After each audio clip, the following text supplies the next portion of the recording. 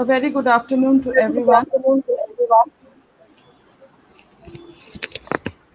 A very good afternoon to everyone. I hope I'm audible. And I welcome all of you to today's webinar. It's a two-day national webinar titled Reconceptualizing Space in the Pandemic Times, organized by the Department of Sociology, Bharati University. This webinar is organized under the patronage of our Honorable VC Sir, Vice Chancellor, Professor Shobboshachi Basu Roy Choudhury, and with the efforts of all my colleagues of the Department of Sociology. We shall now officially inaugurate this session. Inauguration will be done by our very own Dean of Arts, Professor Nirmallo Narayan Chakraborty, Dean of Arts and Director, IQAC, Bharati University. Sir, over to you. Okay, good afternoon. Can you hear me? Yes, sir. Yes. Okay. Okay. Well, good afternoon, everybody. My respected participants, scholars, and my colleagues. On behalf of Rabindra Bharati University, I welcome you all to this webinar. And I really congratulate my colleagues in the Sociology Department for organizing this webinar in a very difficult time as we are going through. And also particularly the theme of the present webinar is very interesting to me because, you know, as a student of philosophy, we always talk about the ideas of space and time. And whenever we talk about space and time, we were taught since our undergraduate days that Immanuel Kant, famously holds the view that space and time are empirically real and transcendentally ideal. And lots of commentaries have been written explaining Kant's viewpoint. So this is really interesting to me as a student of philosophy to listen to all your interesting observations and comments on this idea of space. Obviously, we are talking about space from the sociological point of view.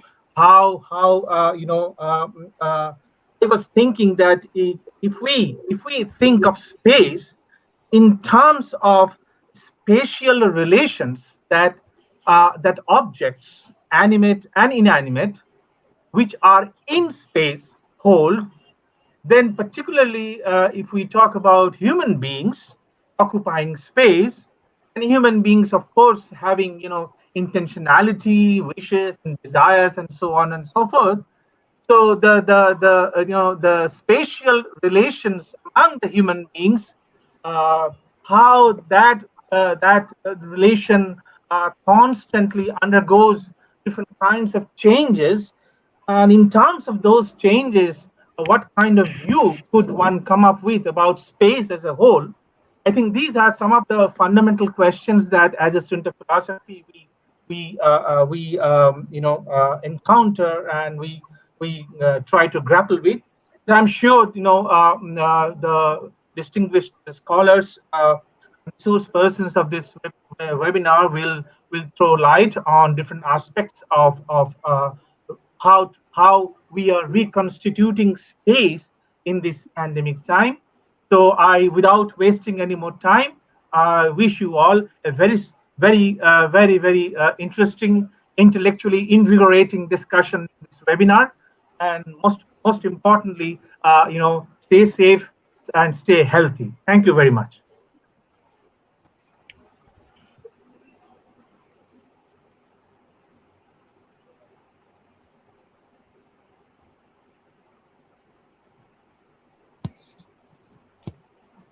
Shanchari, you need to unmute yourself. You're on mute. Thank you so much. As I was saying, which you missed, which is actually a manifestation of what I was saying, this is a unique way that we are coming together in a unique style on this digital platform.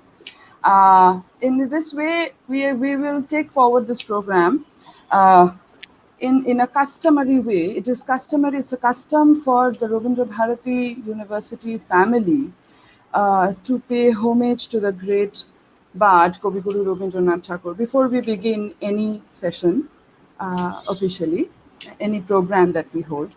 So I would now request our final semester student, Sudeshna Pathok, to present her offering.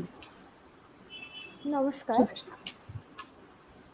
নমস্কার আমাদের দৈনন্দিন জীবনে বিশ্বকবি রবীন্দ্রনাথ ঠাকুর এমনভাবেই জড়িত যে সব অনুষ্ঠানই তাকে ছাড়া প্রায় অসম্পূর্ণ। আমরা আমাদের রবীন্দ্রভারতী বিশ্ববিদ্যালয়ের প্রথা অনুযায়ী এবারও আমাদের অনুষ্ঠান তার প্রতি শ্রদ্ধা জানিয়ে শুরু করতে চলেছি।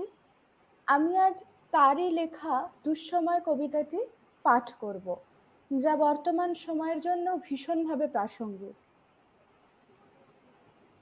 যদিও সন্ধ্যা আসিছে মন্দ মন্থরে, সব সঙ্গীত গেছে ইঙ্গিতে থামিয়া, যদিও সঙ্গী নাহি অনন্ত অম্বরে, যদিও ক্লান্তি আসিছে অঙ্গে নামিয়া, মহাশঙ্কা জপিছে মৌন মন্তরে, দিকে দিগন্ত অবগুণ্ঠনে ঢাকা, তবু বিহঙ্গ ওরে বিহঙ্গ মোর, এখনই অন্ধ বন্ধ করো না পাখা। এ নহে মুখর বন মরমর গুঞ্জিত, এ যে অজাগর গরজে সাগর ফুলিছে, এ নহে কুঞ্জ কুন্দ কুসুম রঞ্জিত, ফেন হিল্লোল কল কল্লোলে দুলিছে, কোথারে সে তীর ফুল পল্লব পুঞ্জিত, কোথারে সে নীর কোথা আশ্রয় শাখা, তবু বিহঙ্গ ওরে বিহঙ্গ মোর, এখনই অন্ধ বন্ধ করো না পাখা।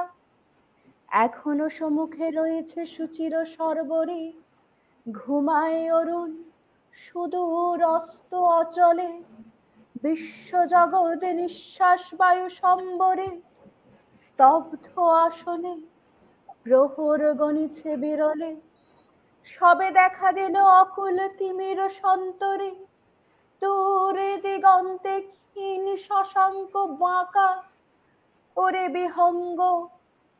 বিহঙ্গ মোর, এখনই অন্ধ বন্ধ করো না পাখা।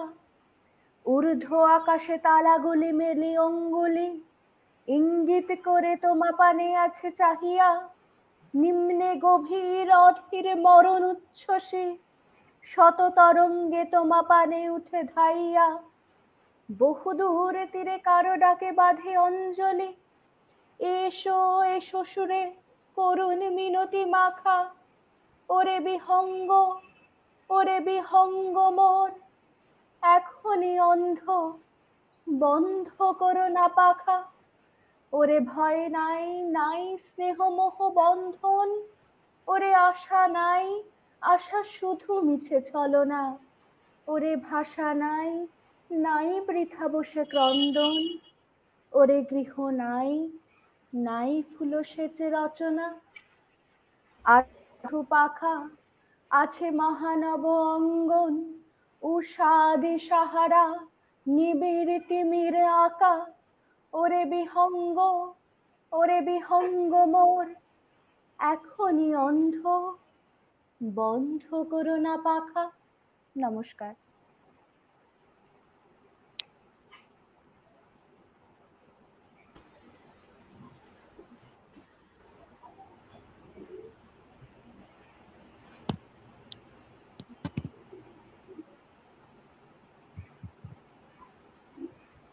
You have to unmute yourself again, Shansari. You can, Thank you again, Rukmini. you are not That's audible. okay. I face this problem constantly, so I know. Yeah. Thank you, Sudeshna. Thank you so much. That was very wonderfully done. Let us now begin discussing our concept, the concept of space, which we think needs a reconceptualization, especially in the pandemic times. Space is understood as a continuous area of expanse, occupied or unoccupied, is an important concept of analysis within the disciplines of social sciences. Social space, a cerebral entity, is where human interactions are played out. Performances take place where performers with different role sets enact their parts, keeping in mind the larger social norms, practices, values, etc. The coronavirus pandemic that the world is faced with today has left mankind to deal with unique challenges. Everyday spaces have been intruded, deserted, and disrupted. Social distancing and restrictions on the public use of space are key measures to reduce the transmission of COVID-19. With the enforcement of lockdowns, major transformations have taken place in the modalities of human access to public roads, to public spaces like roads, marketplaces, office, and institutions of every kind, educational, religious, economic, and so on. Nature of space has shown a quick transformation, which has entailed ideating and redesigning of the use pattern of such spaces. With restricted movements in public, there's an increase in the use of digital platforms in everyday life of individuals. Newspapers have been replaced by news applications, shops and showrooms by shopping and delivery apps, Classroom by Google Meet and Zoom, for example, Cha Adda by virtual groups, chat rooms, restaurant visits by Swiggy and Zomato orders, and so on. Use of social media to reach out for greater human touch arising out of the confinement of lonely apartment spaces housing nuclear families was an already existing trend that has only gained more volume today. Virtual posts displaying cooking skills, sharing recipes, home decor, balcony gardening, and celebrating birthdays and anniversaries on video calls are increasingly becoming popular trends, along with staging protests with hashtags, voicing opinions, engaging in experimental virtual relationships. Such phenomena give the idea of space a certain compelling texture which warrant rethinking of the idea of space. Not just public, personal and private spaces are also being restructured. The line separating the different aspects of a person's life today, irrespective of age, is quickly blurring. So are the boundaries between work and play, private and public, sacred and profane, religious and political, etc. Actors now have to perform roles respecting the new spaces.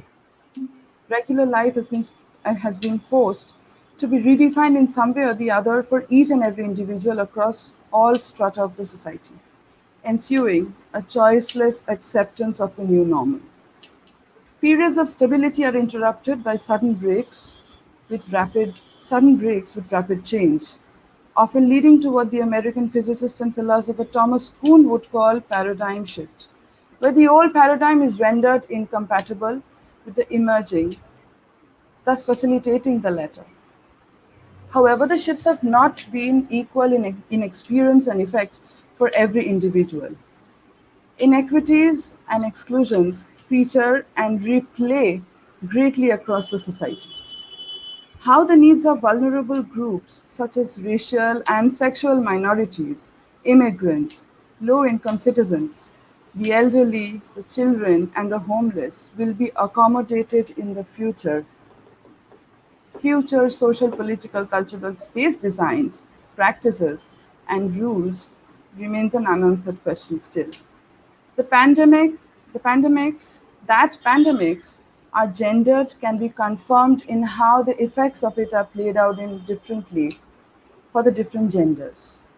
From access to healthcare, access to knowledge about legitimate claims, to stakes in reorganization and redistribution of resources, inequalities are widespread.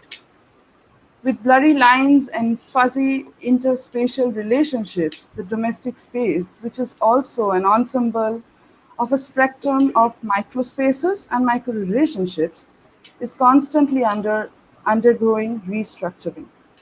To a social scientist, this is of great interest to figure out the modalities, reasons, and effects of such change. As much as it is gendered, the pandemic is also classist in its nature, in the sense that it is experienced differently by the people of different economic classes. Political decisions, policies, facilities, and access to resources have been far from being equal across economic classes. The public, private, and the economic are in constant interaction with one another, while the country's lockdown has given many who paced against the clock charged with capitalistic energy the much needed time to spend and reconnect with their families that they have got. It has also taken away from a huge number of people their livelihood. Political imperatives have only put the situation under greater crisis. In this webinar, we bring into discussion a few of such issues, understanding them from the perspective of space in the light of the pandemic situation today the country is facing, and the world obviously. Discussions will draw on various social institutions, actors, and stakeholders, and look into the possible transformations that may have taken place in the patterns of interaction, both at the micro and the macro levels. The two-day national seminar will discuss space from the social perspective today and the socio-political perspective tomorrow. Our next session, discussing the social aspect of space, will be moderated by Dr. Basabi Chakraborty, faculty and founder member of Sociology Department, Rabindrabharati University, and also former fellow, Center for Urban Economic Studies, Kolkata University. Ma'am, please take over the next session. Thank you, Shanchari, and good afternoon to everybody. And in this first technical session, we are having two distinguished speakers, namely Professor Prasanta Roy and Professor Rukmini Sen. The first speaker is Professor Prasanta Roy. We all know that Professor Prasanta Roy is an eminent sociologist, so he needs no introduction, but it is customary for a moderator to introduce the speaker to the listeners as well as the participants in the webinar. So Professor Roy is the founder, head of the Department of Sociology, Presidency College, and now Presidency University. He served the Department of Sociology, Calcutta University, as visiting faculty since the foundation of the department in 1977. He had worked as honorary professors at Institute of Development Studies, Kolkata, since 2019. At present, he is associated with Calcutta Research Group, and also he is the visiting faculty of the Department of Sociology, Rabindrabharati University. He has authored 3 books, namely Trust in Transaction. It is also co-authored by Professor Rukmini Sen. And number 2, Prottoho, Everyday Life Worlds, Dilemmas, Contestations, and Negotiations. And the third and last one is Sociology of Greed, Runs and Ruins in Banking Crisis. He has also contributed many important articles in several edited books and journals. So I don't want to waste time because we are eagerly waiting to listen from Professor Roy. To Professor Roy. Thank you. Can you hear me? Yes. So can I begin? 1 minute, sir. The title of his lecture is Reconstitution of the Middle Class Every Day. Sorry, I Okay, no problem. forget to mention. Okay, sir. Please. Okay. Good afternoon, everybody. And this is my first webinar, and maybe I'm a bit nervous also. You have heard right now the broad theme under which the webinar is being organized, which is reconceptualizing space. I have sort of created a newer focus, taking a slice out of this space, and it becomes reconstitution of the middle class space, right? This is found in the program, but since then, I have actually whittled down a little more towards a more specific attention, and which will be a new everyday life world. So I'm speaking on a new everyday life world, and I hope that you concede, at least towards the end of the lecture, that I don't miss out on the either the seminar theme or the middle class title proposed in the program. This I do because I want to suggest what you can expect as you listen to this lecture.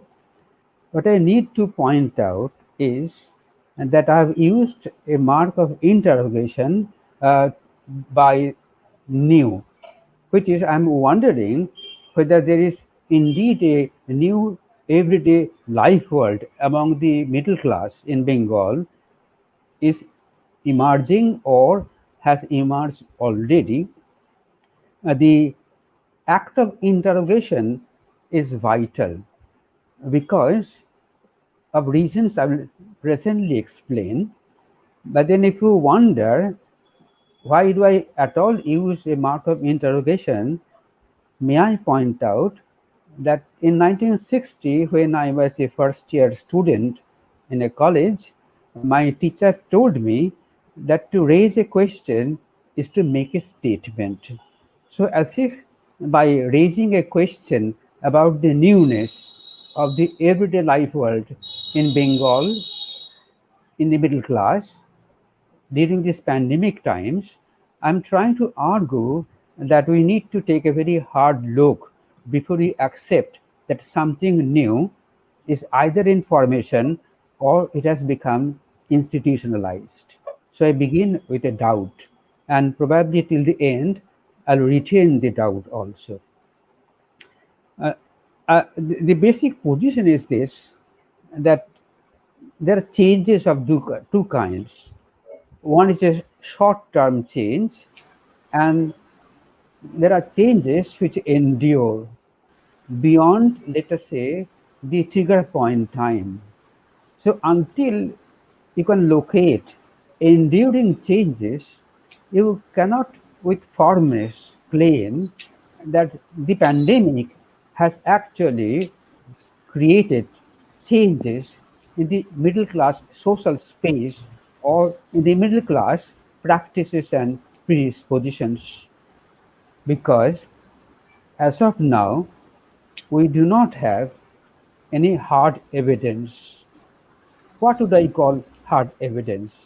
An evidence which is constructed or collected following all the canons of the social science research, so that everybody who has a stake in the pointer of a change can agree that indeed there is a firm change or there is an irreversible change due to the coronavirus pandemic.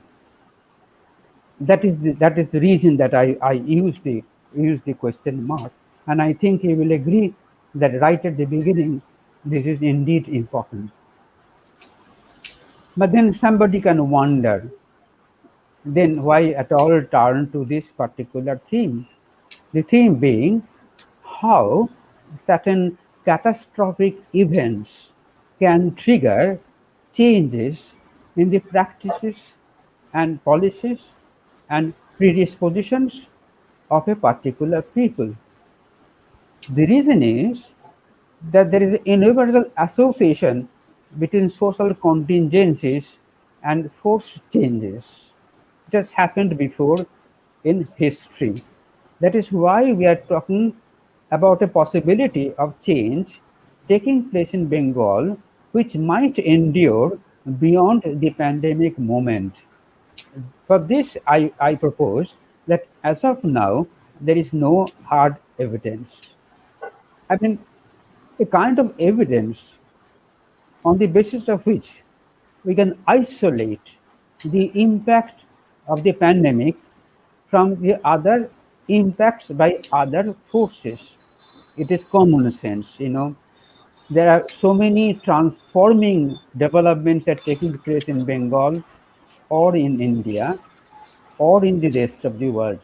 For example, there's a turn to neoliberal economy or the normal process of modernization or let us say urbanization, given that these forces also produce certain consequences which look similar to the consequences created by the pandemic. So, how much weight you should put on the impact of the pandemic, that becomes a methodological challenge. Until we can meet the challenge, we can only talk on the basis of impressions. So this lecture is based entirely on impressions, my impressions, which are hopefully impressions of at least the members of the audience, because we all belong to the Bengali middle class, particularly the urban educated variety. So keeping their experience in mind, I'm trying to argue that the possibility of an impact is there, and I'll identify the impactors and the possible lines of change in the Bengali middle class practices and ways of thinking.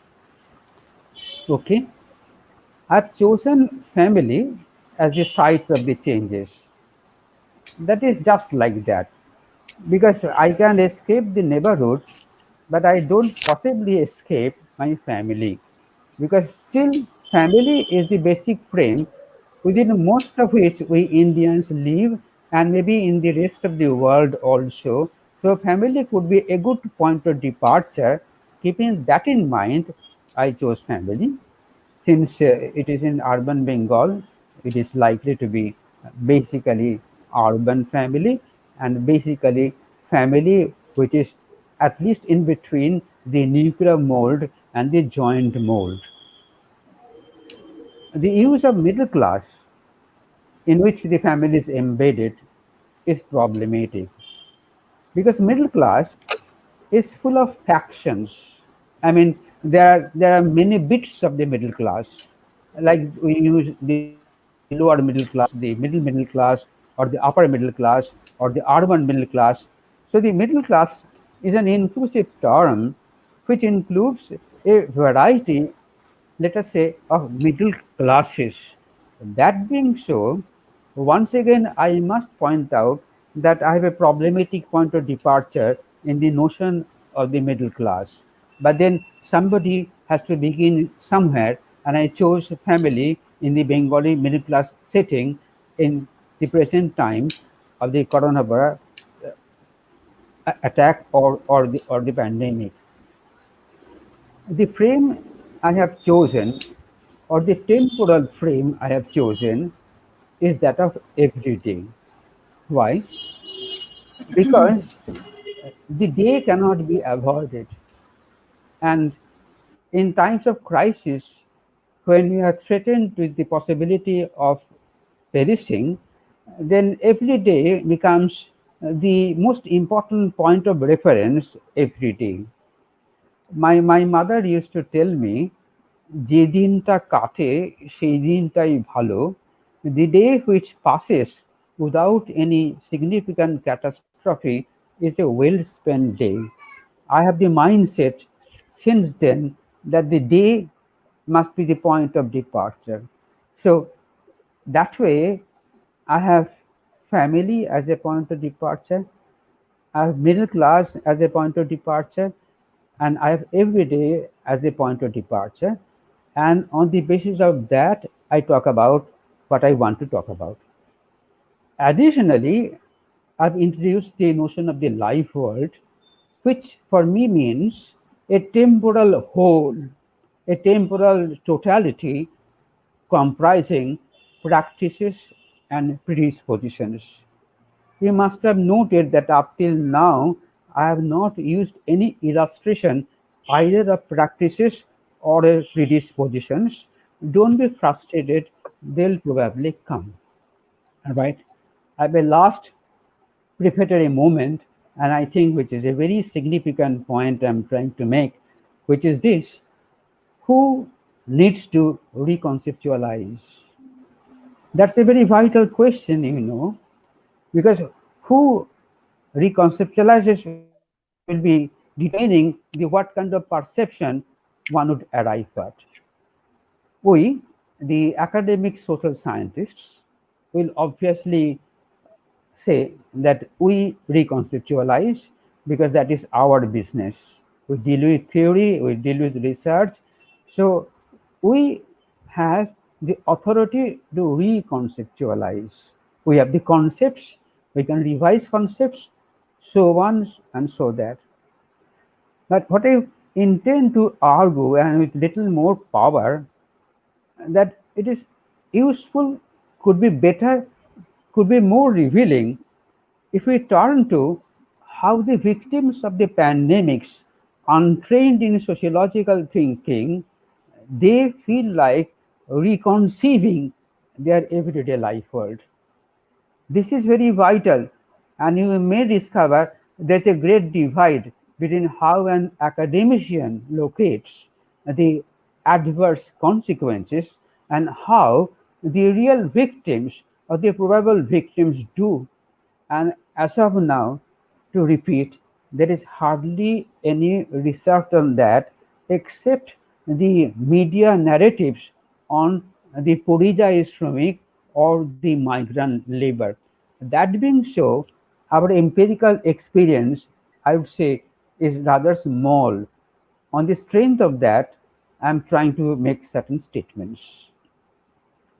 I hope that you have followed the argument, and that was the first order of argument, actually explaining what kind of position I have taken in this particular discussion today.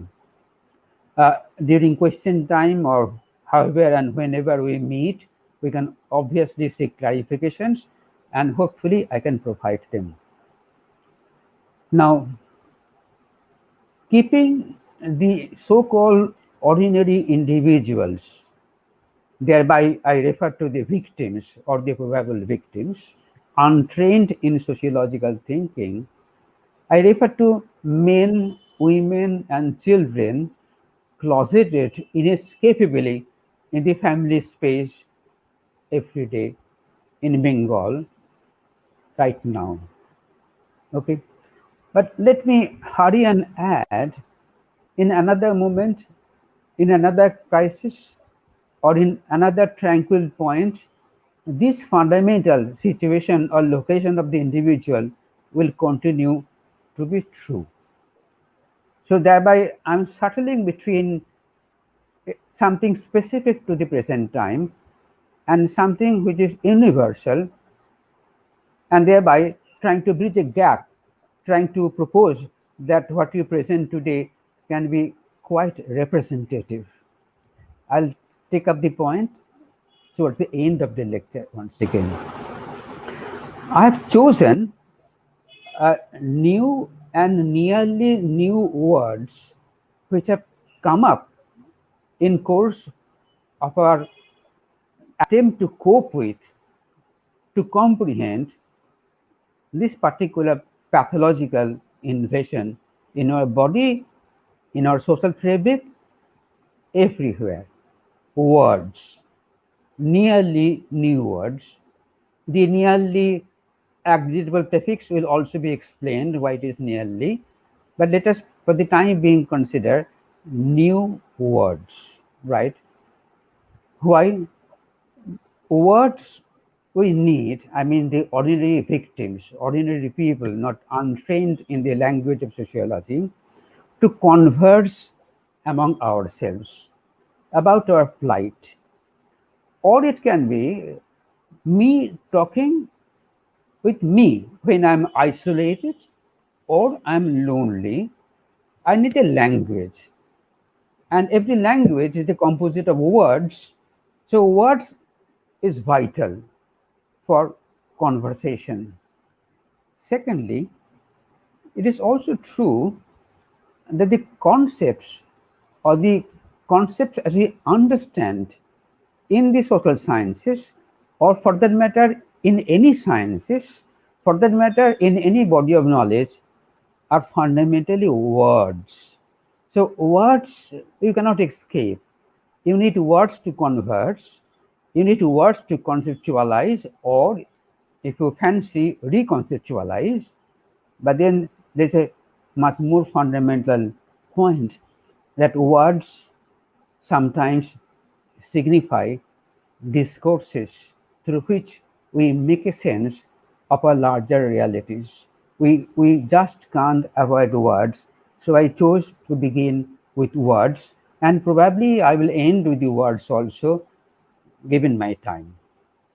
I made my second point, and I hope once again I have argued and reasonably well and articulately that what I want to draw on, I want to draw on the words which you find in the media, which you find in your social milieu being used by people either knowingly or unknowingly. There are words and words, and you'll be very fascinated if you explore that from culture to culture, from contingency to contingency, the words vary. It's a marvelous study, and the little time I could devote for the webinar lecture actually exposed me to ways of speaking, ways of writing, ways of thinking, right, about this particular predicament humanity is facing. What I've done, what you would have done also in my place, that I've classified the words to convey something else. Because you all know that we begin from the particular, but then transcend the particular to reach a better level of analysis. So I couldn't leave the words as words. I put them together, and in some meaningful order, you can redo it. But then if you are stuck with the particular, then you are stuck with the particular. Then you do not indulge into what you call reflections on your experience. The first words I've picked up, and you all know, and that will also reduce the use of time, concerns the disease itself. Asymptomatic. Upasargohীন. Now, if you are told that your disease doesn't have very intelligible indicators, then you are left to imagination, right? And unbounded imagination, it can border on fantasy, it can border on mental sickness, but then the word actually contains a pointer to the enormous difficulty of comprehending what challenges us. The second word is comorbidity. Multiple sicknesses intertwining actually to create a more perilous condition, and you suddenly discover that the coronavirus is actually having a field of its own, and it can damage my body which is already damaged, right? But then these are very, very terrible words, that you are not attacked by coronavirus only, you are already under attack. And particularly if you're an aged person, I'll calm down to the regime of fear. I'm building towards that. I hope you can anticipate thereby. That is the first set. The second set about the new imperatives, what to do and what not to do, right? And much before we could begin to think for ourselves, the state and the medical elite have together come forward to actually prescribe what I may, what I may not. One, maintain social distance, implying maintain physical distance plus the sociality of bridging the physical distance. For example, if I want to hug you, then I bridge the physical distance, but I do something more also, which means I am very close to your face, to your mouth, and then thereby probably I am little more vulnerable as they argue. So stay alone, stay alive. That is as if the motto of the instruction handed over to us. In fact, by the baton of the police, we are also instructed to maintain social distance. That is ungentlemanly. But then, if you can command some sense of dignity, what you can do, you can isolate yourself, which is self isolation. Why must you isolate yourself? For a very simple reason, that you may not be a victim, you can victimize somebody. Hence, you have a moral responsibility to protect others from your nuisance, and thereby best would be for you to withdraw to your private confines, thereby self-isolate.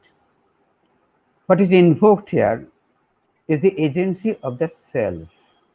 If the agency of the self will not be sufficient, then agency of the state will take over, quarantine. And in both cases, there will be a sense of legitimacy attributed to both. Fine. I move to the second set, but again within the range of imperatives, I'm talking about imperatives of practices and predispositions. Can I take a small break to argue that practices and predispositions are actually inseparable? One implies the other. Practices are the material expression of predispositions, and predispositions are the quintessence of practice. So these are two interrelated themes since Durkheim taught us. But then, distance, isolation, quarantine, taking yourself away by your good senses or by the power of the state, right? But in addition to that, there is excommunication. For example, blocking the return of the migrant labor, stigmatizing them as super spreaders, or blocking the entry to our home of a Bengal nurse or somebody suffering from the disease or somebody suspected of the disease. So you have the self, you have the agency of the state, and you also have the local community, all trying to take hold of your body and do something about it, basically to compel you to stay alone, to stay alive, and to keep others alive. I move, this body has been made obsessed with the idea of immunity. Boosters, all varieties of boosters, edibles, enables, whatever it is, there are boosters, and there is a whole booster industry pounding on you. Buy it, buy it, buy it. There is nothing better than it. There is then next a sanitizing culture. Amitabh Bachchan's famous advertisement, Hamsa Milker. And never before we have been told that how a hand can be washed in Hindu India or Hindu Bengal, because we have always been very tricky. I'm very touchy about purity and pollution. But then, what is much more funny could be a mark of desperation, which indeed it is a mark of desperation, that to cope with comorbidity, we have devised a co-medicinal system. If it is Ayurvedic, I pounce on it. If it is allopathy, I pounce on it. If it is a taviz, I pounce on it. And I'm transgressing the boundaries between systems of medicine because I'm desperate to survive. And nobody is telling me this is the only way I can survive. That being so, so far we have talked about words which disengage the self. All the words I've used disengage the self, and then as the couple comes, a particular something called online, which is re-engaging, because society cannot afford to give you complete isolation. You are needed by the politician, you are needed by the doctor, you are needed by the corporate medical industry, you are needed by the church. So you are needed. So you cannot be left alone in your corner. You must be dragged back virtually through the cyber path.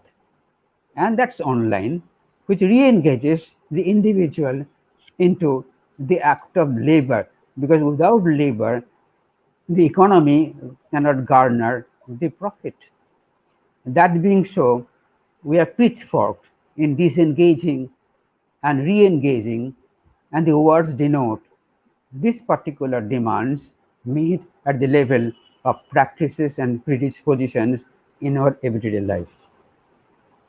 Now comes the question of illustration.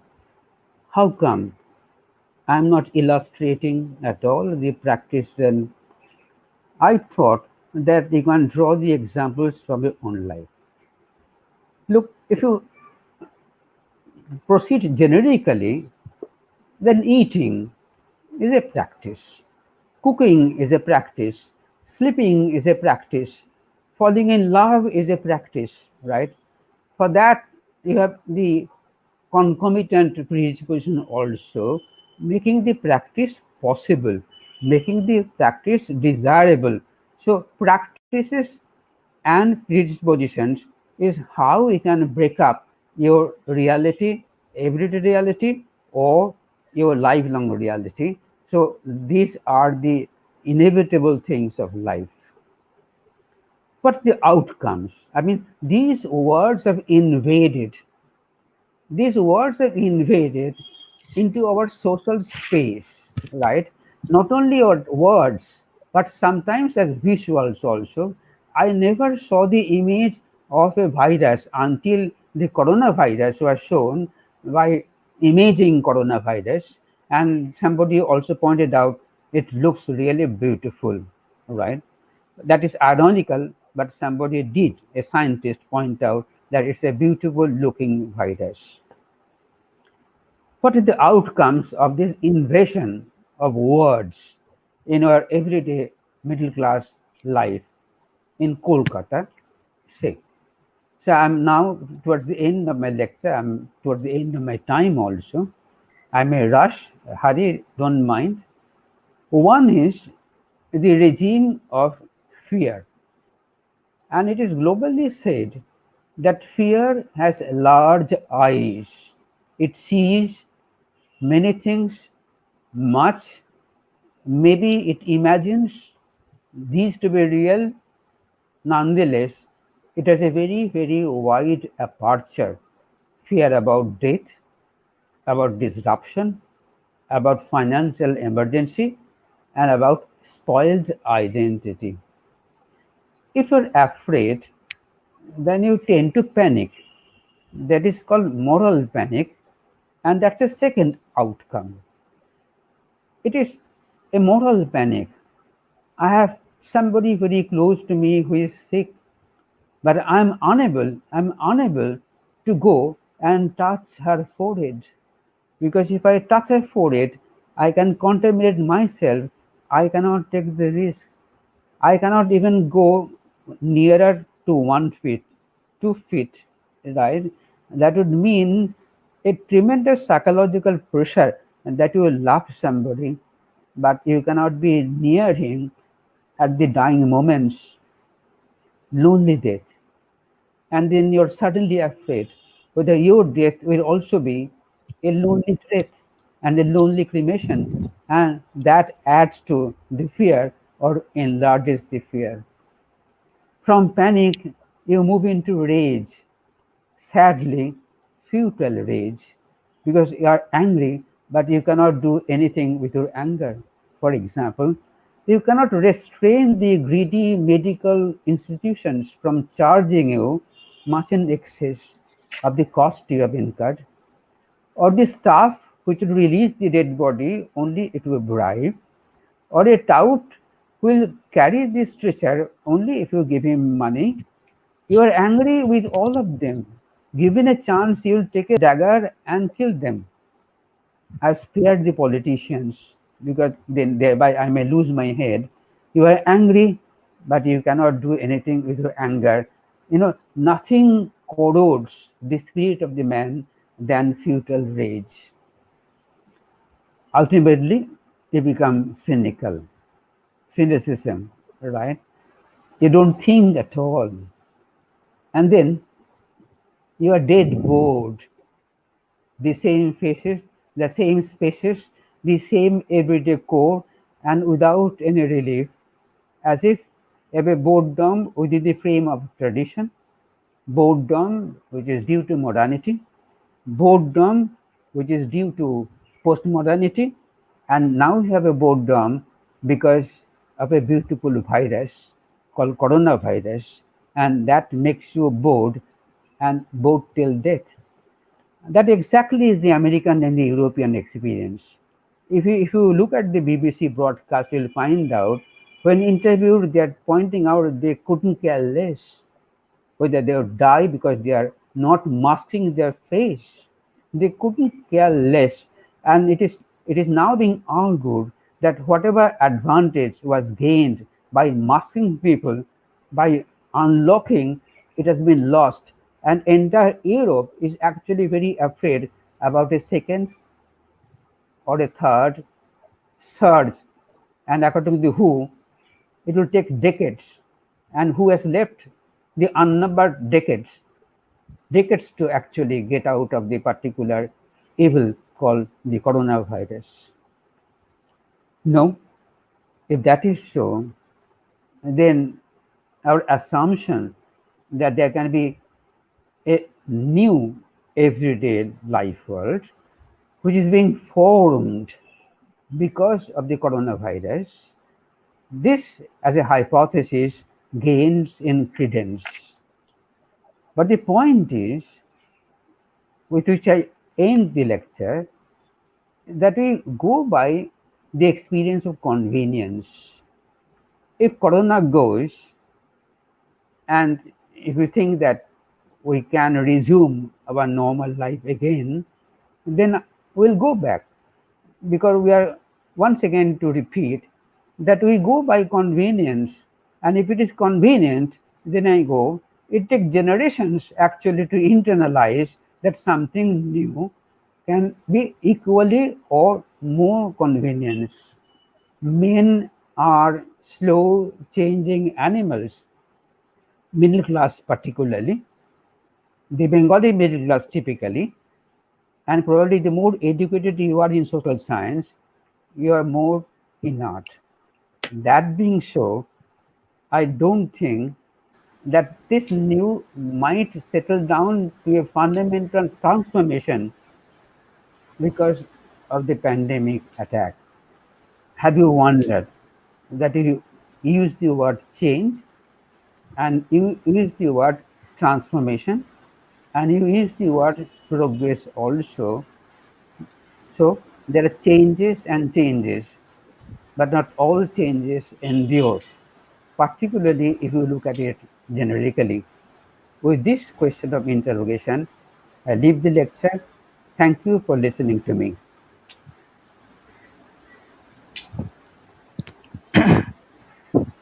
Thank you, sir, for your good presentation, very illuminating lecture.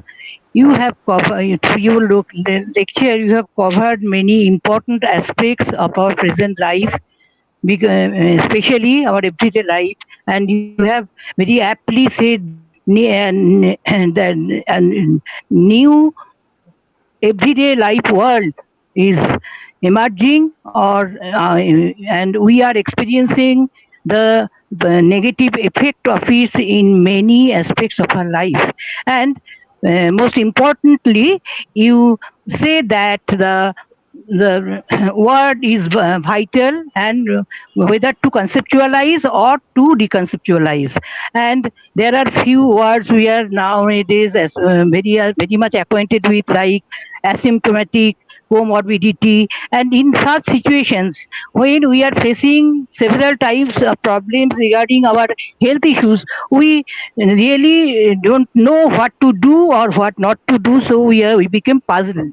And following the guidelines of the World Health Organizations, and also the guidelines provided by our Ministry of Health, we have to maintain physical distancing, social distancing, self-isolation if I will become affected.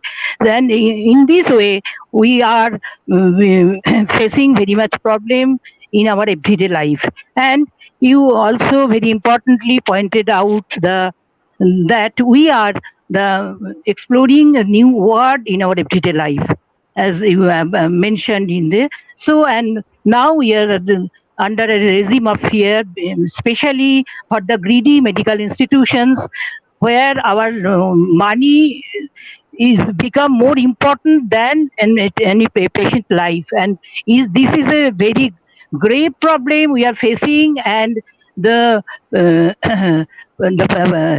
the disease people and this family are facing tremendous problems due to these the greedy medical institutions.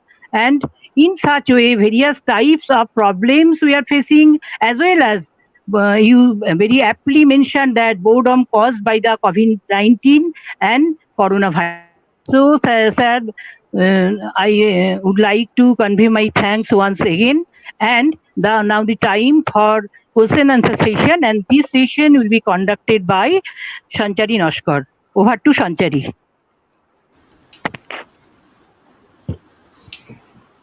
Sir, we have one question for you, and it is already there on the screen if you can see. Bibidha Ratan Chirantana has asked a question. Sir, please explain feminine space in the period of pandemic.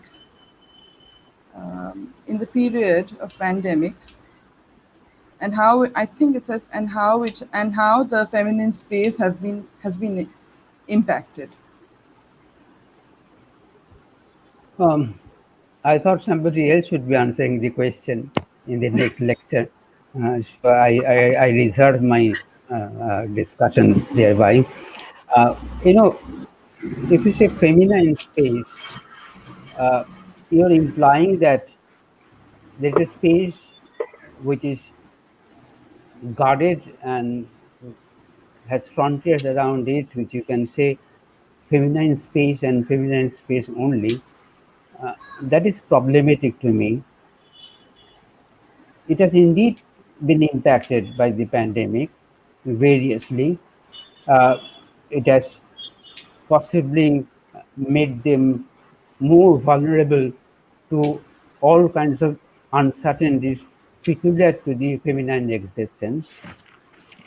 But then once again, I must point out, and if you look at the advertisements, and there are many people who know that I'm very fond of advertisements these days. I've come across white tone.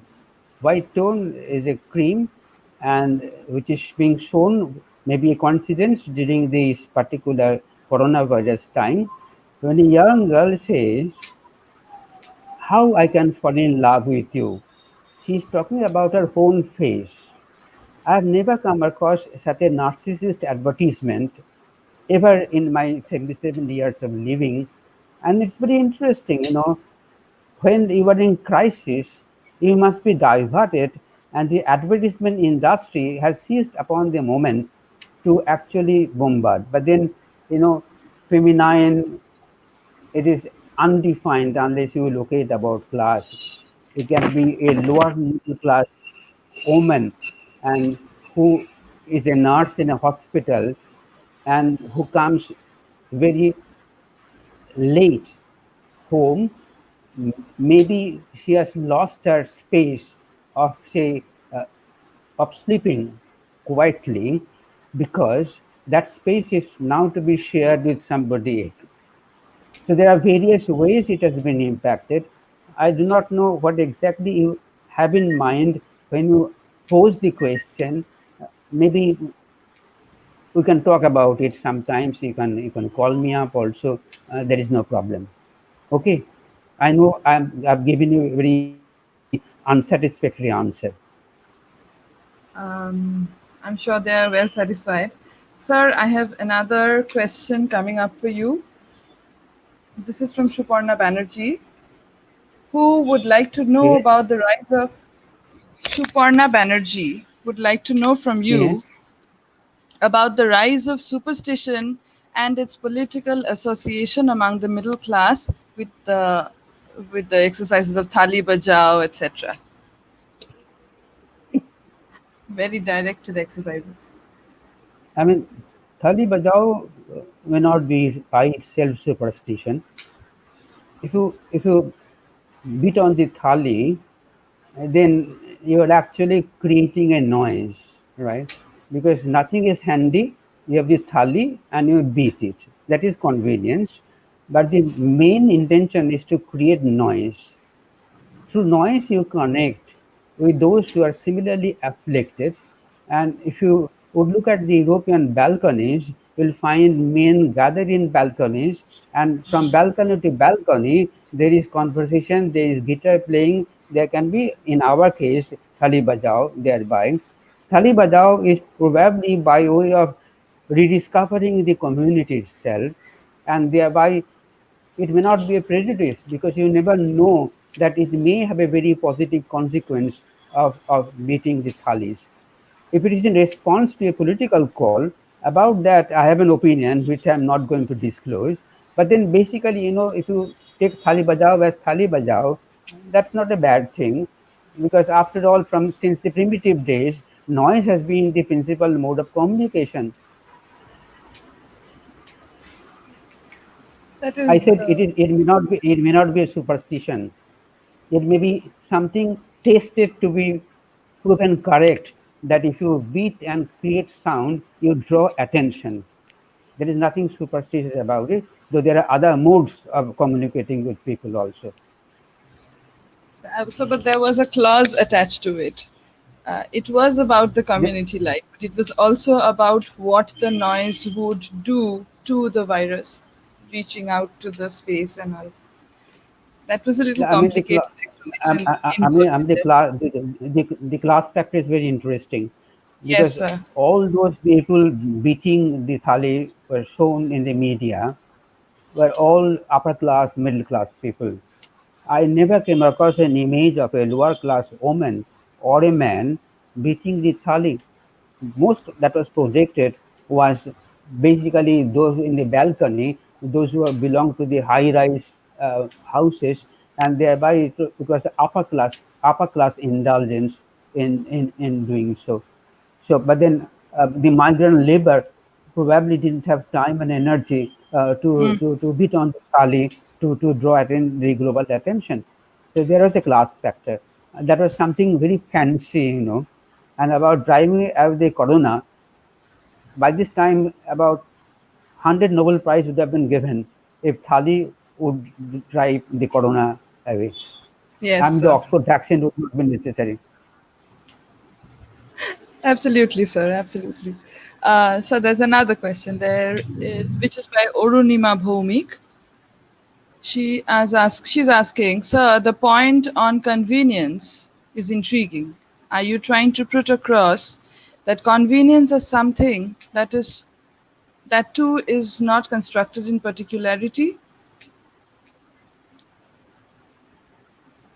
I don't understand the last bit of I your proposition, but convenience can be constructed.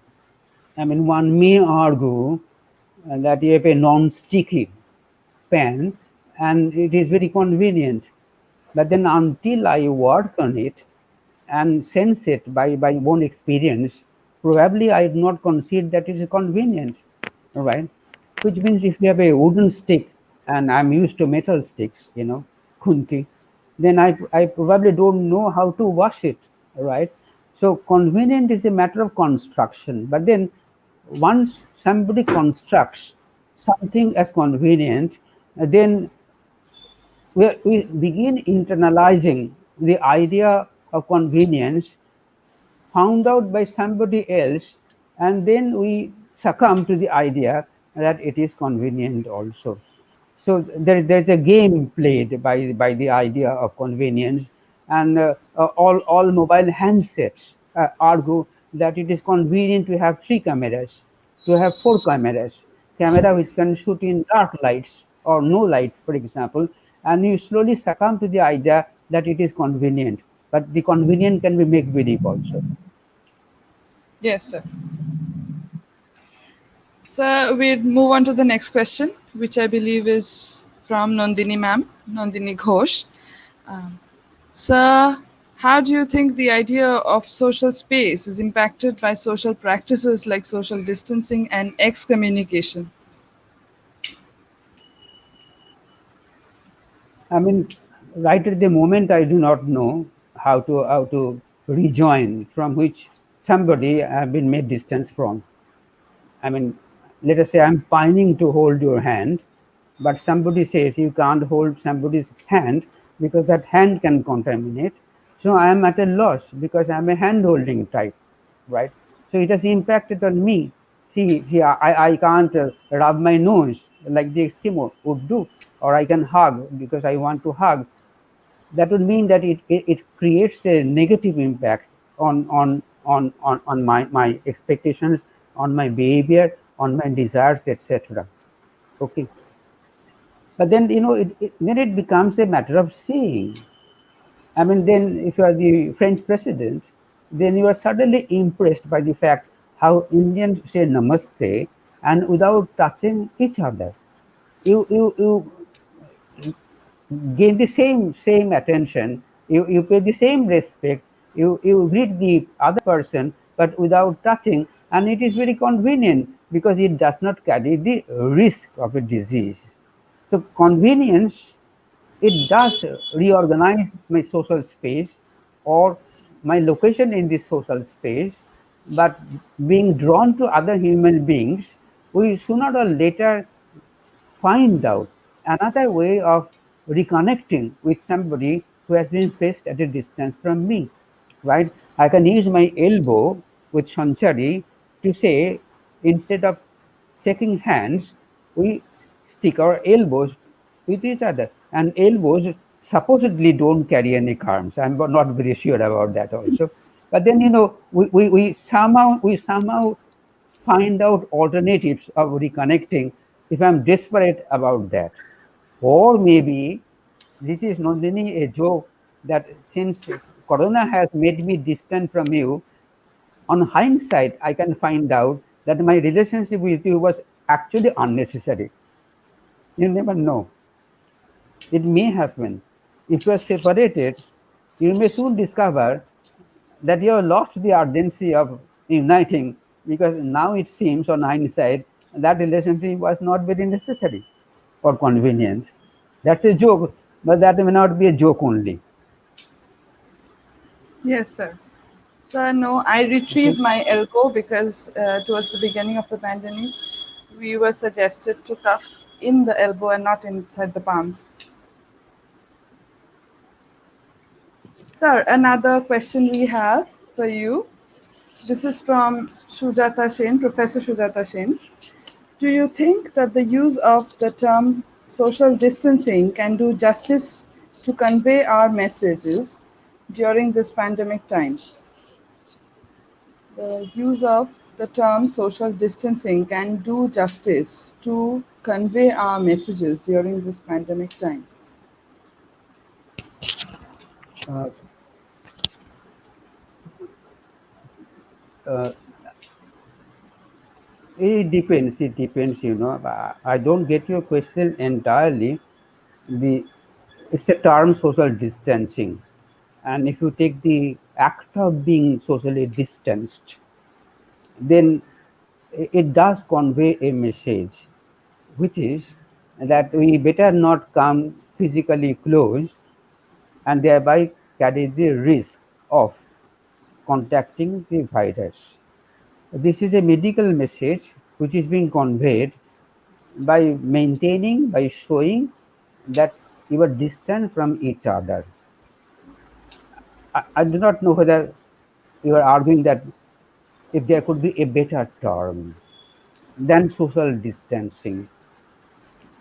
I mean, all over the world, probably people have not found out a better term as yet, though many have questioned the wisdom of using the social distance when you actually mean physical distance.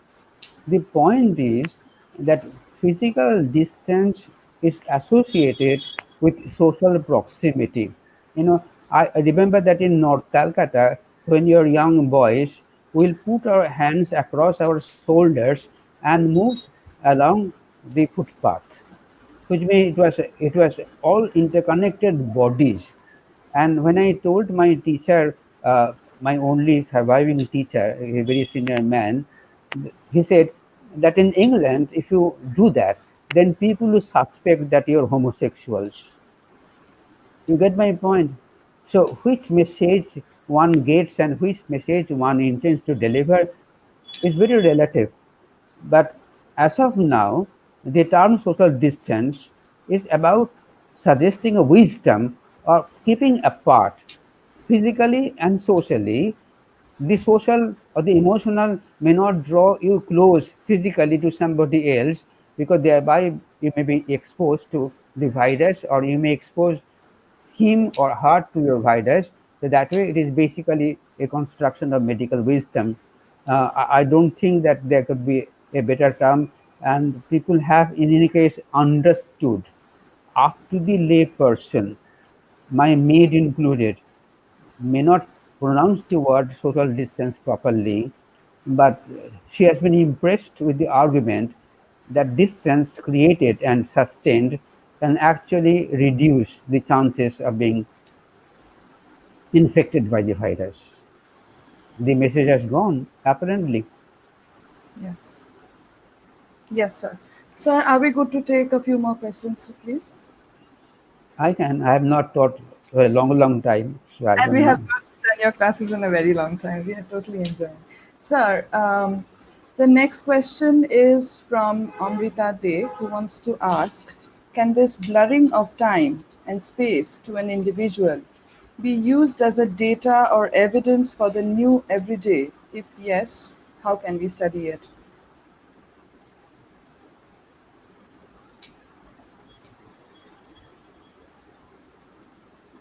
Uh, what do you mean by blurring of time and space? You know, Time and space. time happens to be time, and space happens to be space. Uh, it is customary for social scientists to put a social before time and talk about social time, thereby point out the peculiarity of the time one lives through, and to add social to distinguish this space from many other forms of space. So the social would be the common for a social scientist as prefixes to time and space, and thereby the difference may be blurred, right? Otherwise, why should the difference be blurred?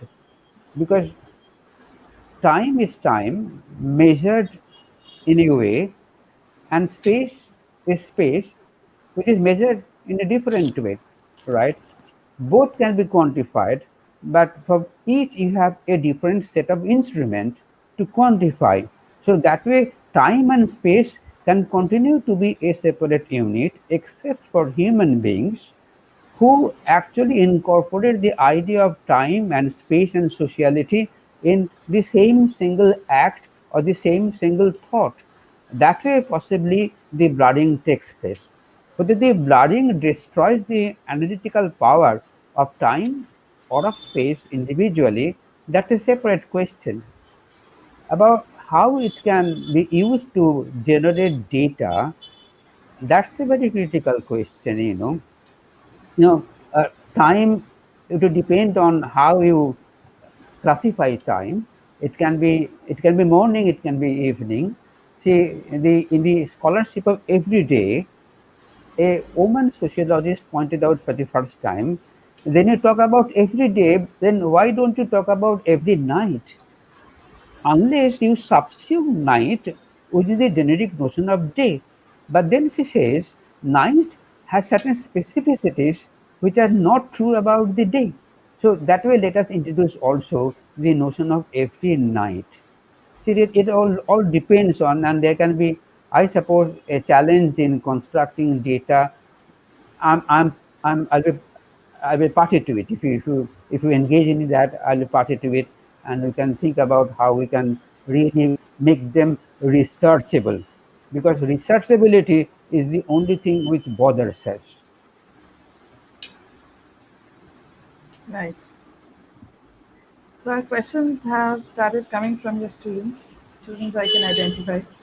Ishita Kundu wants to ask, sir, do you think that family is getting back the importance which was on the verge of deconstruction despite losing or somewhat compromising the private space? I agree. And it has started happening long time back in West, particularly in England. It was found out that men who lose their jobs are not sure about a new job sooner, they are returning to their farmland where he left her parents. Because by going over to them, they get a meal and they get some emotional support also. So the return to family has started a long time back, you know. It is indeed true that in times of crisis, we do think of returning. I have a joke. I have a joke that when you are in distress, you say "Baba go, Ma go," right? Though you are the wow generation, for me it would be Baba go or Ma go. So Baba go and Ma go would actually signify that you are rooted in family as a refuge, and thereby the crisis must have alerted about the necessity of family once again. But it never went away from the Bengali middle class life. That is the whole point. This is more true about the postmodern Europe and less true about, and you sometimes think less of family would have done you great. Anyway, So we are stuck between the two sides of OMG. It's either oh my god or it's oh my go. OMG. right, Yeah. right. Yes, sir. We have one question from Amrita Rupa But Shen. Yes, sir. so Well, I'm not intruding into Rukmini's time. Are you sure no, about not that? yet, sir. Not yet. Not yet. Not Okay. yet. Sir, there's another question from Amrita Rupa Shen. We are all back in our classes, it seems.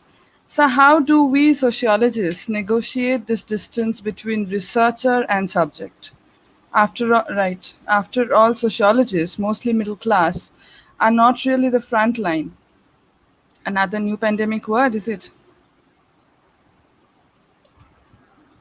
What do you mean by not being frontline? See, the middle class rules. I mean, you look at the bureaucrats, you look at the doctors, you look at the teachers. They are frontline everywhere. Frontline in crisis and frontline in tranquil time also. And social science students are mainly middle class. At least they have the middle class life view. Thereby, middle class is there always, basically. Uh, so it never receded in importance. If you say only another class could make it recede, if you say the rich persons or the upper class, right, then indeed it is true that those who hold corporate money are more powerful money wise, and they can probably employ millions of middle class boys and girls for something else. So it is true. But basically, the coming back of the middle class into the front line because of the crisis, maybe it can happen, but it may not be happening also. This is my point. Basically, I do not know when the British Prime Minister Boris Johnson recovered, he was profusely thankful about two non-British medical assistants. And then you wondered whether they have taken also the correct policy towards the third world worker. Would you call this the return of the third world worker? Even. But then once Britain flourishes again, then it will once again forget the third world doctor or the third world nurse, for example. You never know.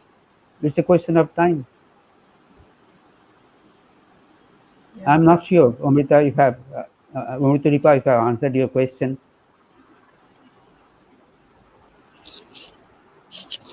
That I'm sure she can know from you. Sir, there's another question. I'm sure we can take this. Sir, 1 second, sir. Please, a second. Please explain the notion of touch and proximity. What you have mentioned is purity and pollution in your lecture. Does it exemplify casteist nature of pandemic?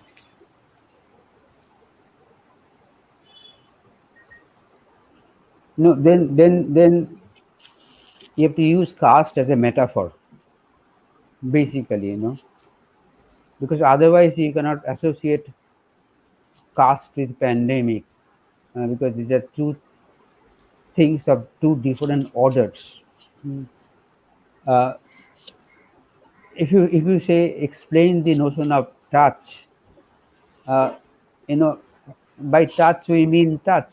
I mean our limbs touch at some point. This is the body touch, right?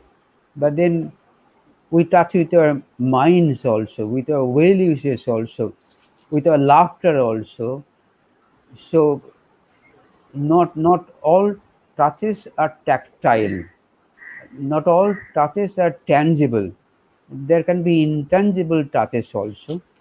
You cry reading a novel, right? That is touch also. So touch comes in diverse forms. The pandemic touch, right, comes in the form of physical touch, true, but by the psychological impact it creates, that it also can carry notions beyond physicality, and that is best illustrated by the rise of altruism in the coronavirus times, right? This is also touching. Mother Teresa would be a very good example of both physical touch and as well as the psychological touch. So touch settles between the body touch and the mind touch, and most of the time they intertwine to make it very effective. The pandemic touch is the pathological touch, but sadly mediated through body and mediated through mind also. When you shut out the tired nerves from entering the home, that is mind also parts. It all depends. You have to go through the variety of examples to point out the pandemic touch can be a very, very fatal touch in more than one way. Yes, sir. So with Rukmini's permission, we can ask one more question, which my student has asked. Can we? Rukmini, do Yes, you agree to that? Because I do. Please go ahead. Please go ahead. Thank you. And I'm enjoying the class as much as everyone else. Yes, absolutely. So he's a student from Sociology Department, Rabindra Bharati, Pitha Ghosh, who, with a very bleeding heart, she asks, in this pandemic, when poor people cannot afford money for this treatment, losing their job, in this situation, government is doing many expensive things like IPL and many other which she has not mentioned. Sir, is this right? Sir, I think she wants to ask what is happening, whether it's right or not right or wrong, but an It, explanation. it, all, it all depends. The government will argue by doing things which you don't like, I can create employment opportunities also, right? For IPL, you need a dancer. IPL, you need a cheerleader, right? You need an advertiser. Okay. So it can create new opportunities also. I wouldn't buy that argument. And I think spirit wise, I am with your question. Then, it's a question of priority. What is prior, right? Expenses on healthcare, that is much more important than expenses on sports or expenses on defense. That is where probably you differ from the government, and you don't like government doing this or that, which is far away from the necessary medical treatment. From almost day one, Amartya Sen has been arguing that we need to invest at least 6% of GDP to the healthcare system. And the National Health Service in England, which is very famous, where Bengali doctors have joined in large numbers for decades together, they suddenly made it a priority one. See, I hear the number 10 Downing Street press conference almost every evening. They say our first task is to revive the national health scheme so that people can be treated under it. Okay. So it's a question of priority, and I would agree with you. The government would not do expensive things which do not actually take care of our immediate problem, or maybe a problem for a long time to come. But then we'll still go and vote for somebody, my dear students, knowing fully well that that person voted or that party voted did the same thing. Right from 1950, no regime, Congress regime, NPA regime, UPA regime, UP 1-2 regime has invested in large amount of money in healthcare. So all regimes are at equal fault. But then either you become a political saint and don't go for casting a ballot, or you give your vote to the same rascal once again. Sorry for the word. You're amazed at the word. Sir, I don't think we have any more questions right now. Any more? That is it. This was an experience, sir. Oh, I think due to some technical issues, Basabi is leaving the meeting intermittently and coming back. There is some issues with it, sir. Oh, okay.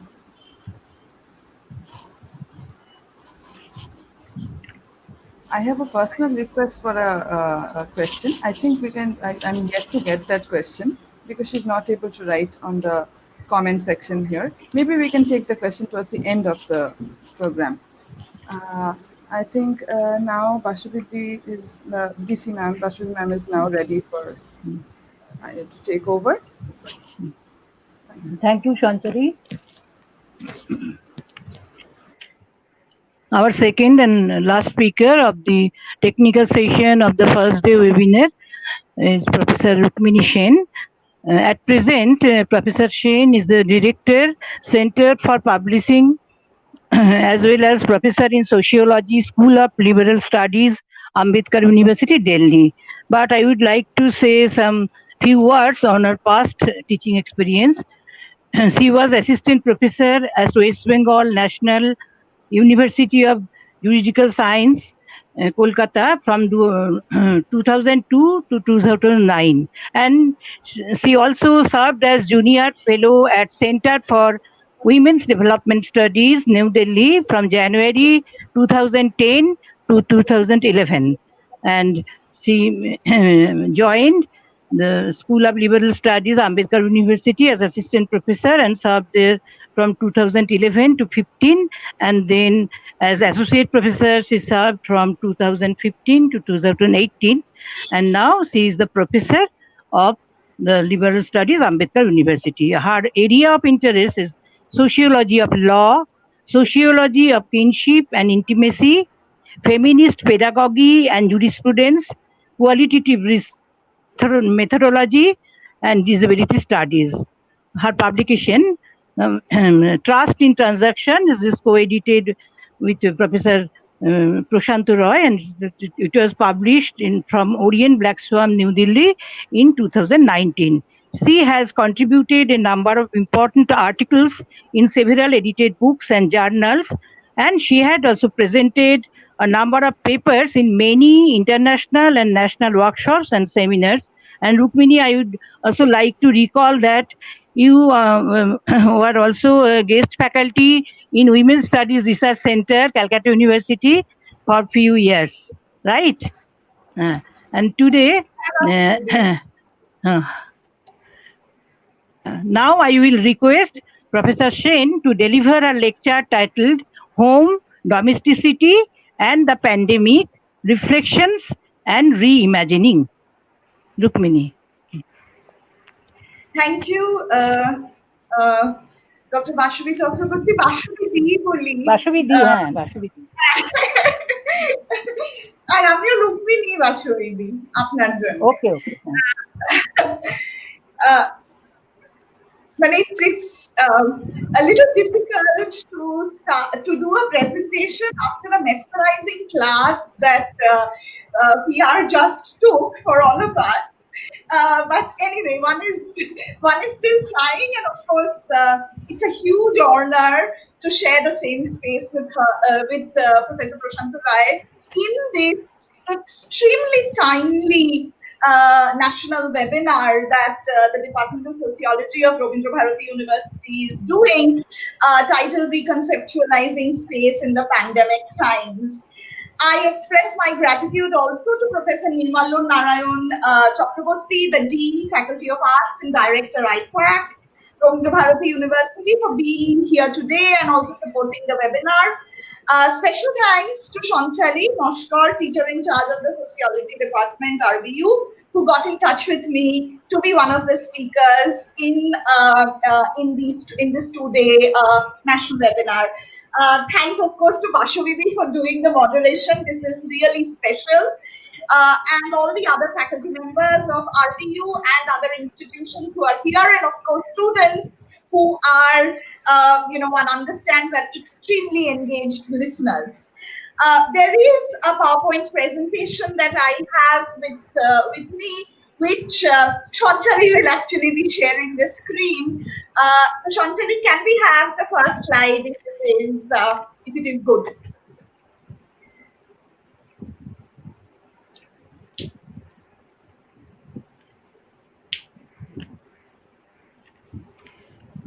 Thanks. That's thank you so much.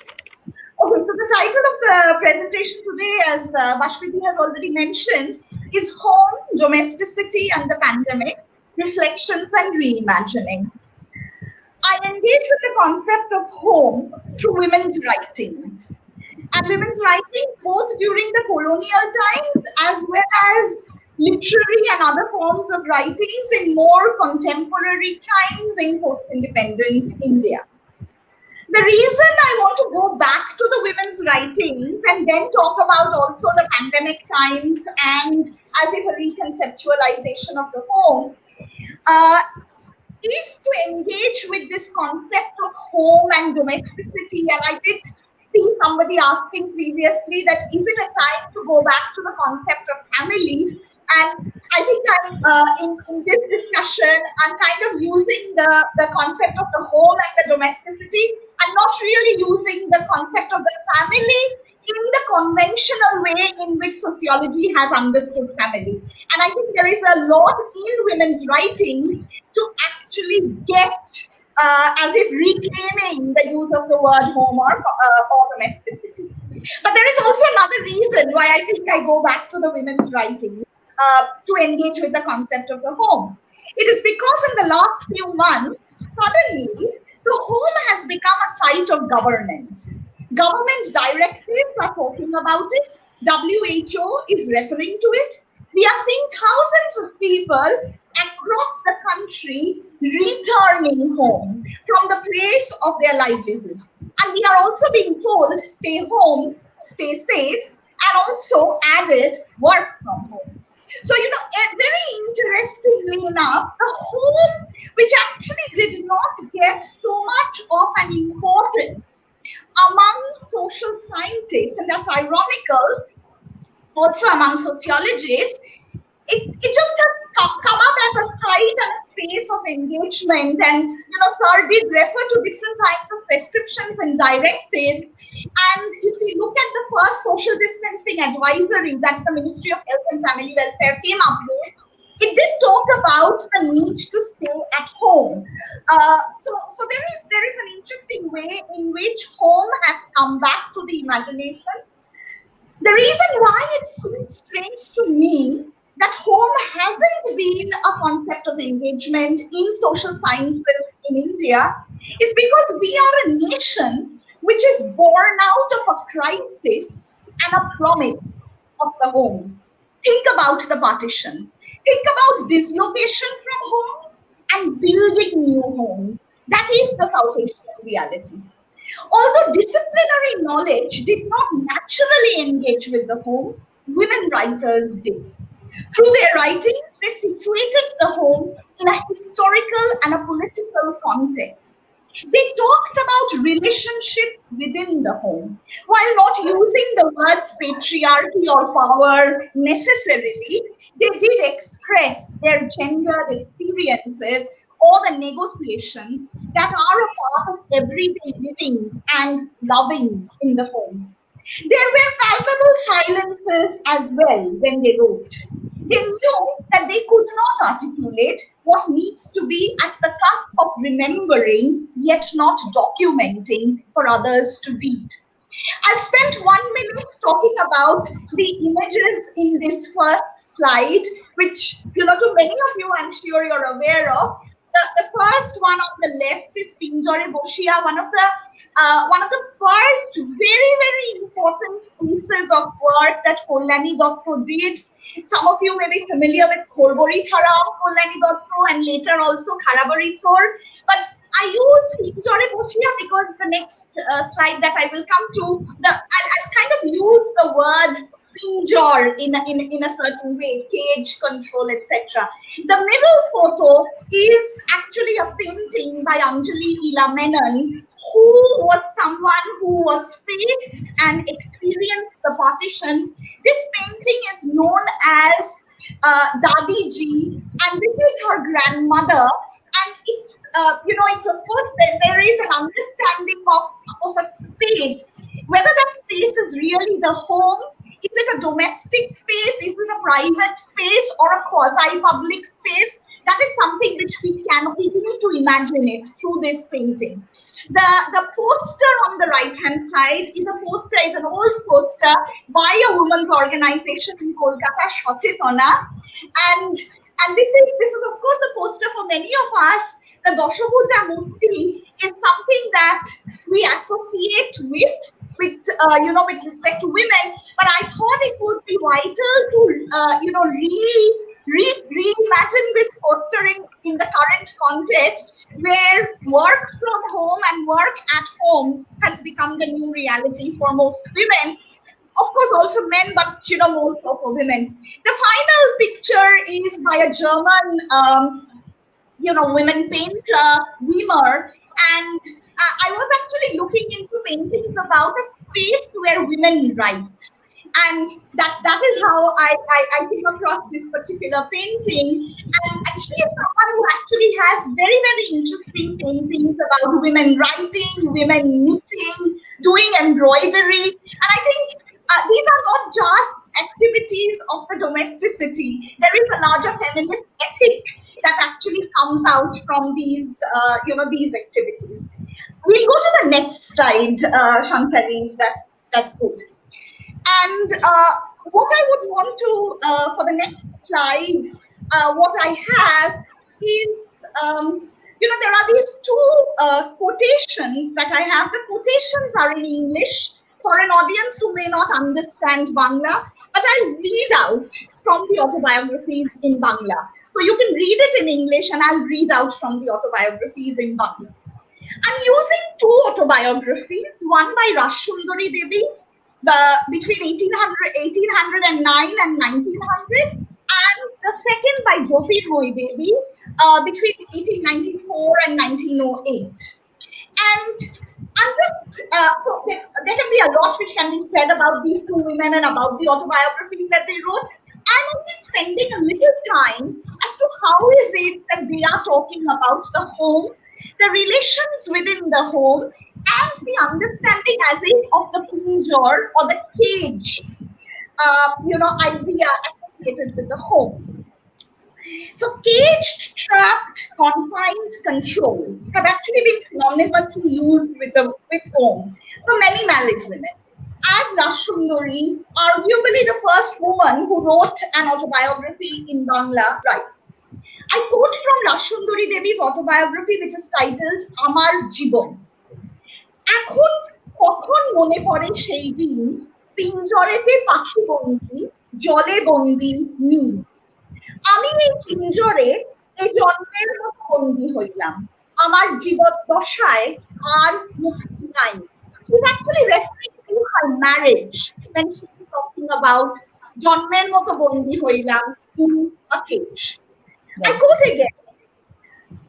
আমার মা আমাকে দেখিবার জন্য কত রোদন করিতেন এবং আমাকে লইয়া যাইবার জন্য বা কত যত্ন করিতেন. আমি এইখানে আসিয়া অর্থাৎ শ্বশুর বাড়িতে আসিয়া অবধি দারমালি কারাগারে বন্দী হইয়াছি. এই সংসারের কাজ চলিবে না বলিয়া প্রাণান্তেও আমাকে পাঠানো হইত না মার কাছে. তবে যদি কোনো ক্রিয়া উপলক্ষে আমার যাওয়া হইত কয়েদি আসামির মতো 2-4 দিন মধ্যে আমাকে ফিরিয়ে আসতেন. আমার মা মৃত্যুকালে আমাকে দেখিবার জন্য কত প্রকার খেদ করেছিলেন. আহা, আমি মাকে দেখিবার জন্য কত প্রকারে চেষ্টা পাইয়াছিলাম, কিন্তু আমার দূরদৃষ্ট হেতু কোন ক্রমেই যাওয়া ঘটিয়া ওঠে নাই. এটা কি আমার সাধারণ আত্মীয়ের বিষয়? হা বিধাত, তুমি কেন না আমাকে মানব কুলে সৃষ্টি করিয়াছিলে? আমার নারী কুলে কেন জন্ম হইয়াছিল? আমার জীবন ঠিক। আমি যদি পুত্র সন্তান হইতাম আর মার আসন্ন কালে সংবাদ পাইতাম, তবে আমি যেখানে থাকিতাম পাখির মতো উড়িয়া যাইতাম। কি করিব? আমি পিঞ্জরে বদ্ধ বিহঙ্গী। I come to the next on the right hand side, the one by Jyotirmoyi Devi. And Jyotirmoyi Devi is someone who writes her autobiography, which is titled Sriti Visriti Torando. She is someone who actually went on to become a famous writer, penning one of the first novels from a woman on the eastern side of the partition, the river churning. Shutara, river churning noveler main character. And how through the river churning, Jyotirmoyi Devi talked about women's bodies becoming the site of violence or communities. I quote from Jyotirmoyi Devi's autobiography. এত বয়সে আরো কত দেখলাম, কত ঘরেতে, তাই থেকে আজ মনে হচ্ছে কথা কোন এক বিশেষ নারীর কথা নয়, বহু লাঞ্ছিত, বঞ্চিত, প্রবঞ্চিত নারীর কথা এই আত্মজীবনীতে মিশে আছে, যারা আমাদের ঘরের কোণে কোণে আছে, কত ভদ্র মনে, শান্ত ধৈর্যে, বহু আশায় নিজেদের কথা লুকিয়ে রাখে, কেউ কাউকে বলে না, পারে না, মনে অনুভব করে, তাদের রক্ত মাংস শিরায় শিরায় কথা লুকানো আছে এবং সে যা একদিন চূর্ণ চূর্ণ করে যায়।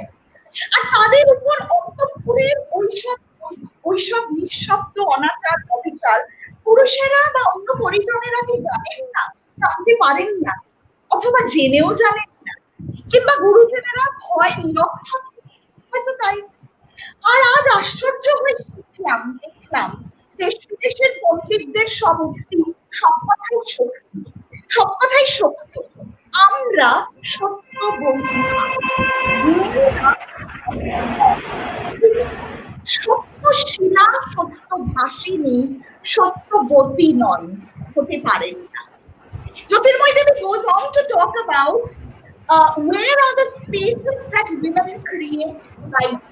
And she mentions Jane Austen's and the way Jane Austen had to actually find out a space to write her to write, or even Louisa M. Alcott and the kind of pieces that she would have to write, or even Rashunduri, when she writes her autobiography, she found the kitchen to be the only site where she could write.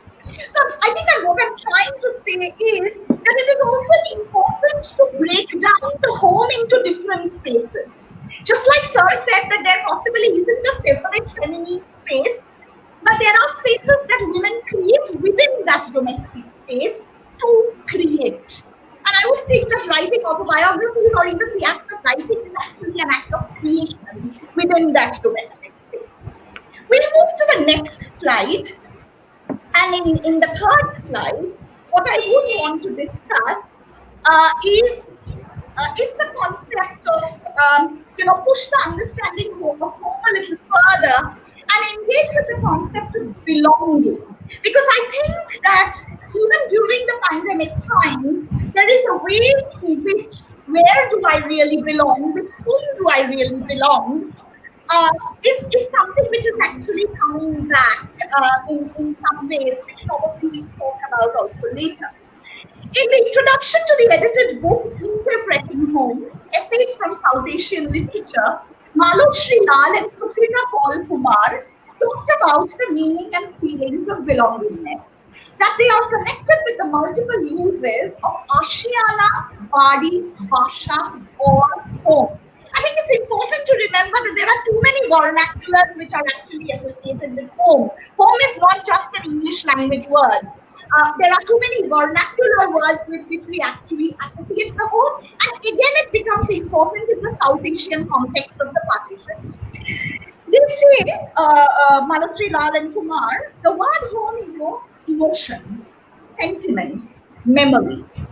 Being at home could refer to the familiar, safe, protected boundaries, whereas not being at home is a matter of realizing that home was an illusion of coherence. So whether home is a physical location or a psychic interpretation says a lot about subjectivity and agency.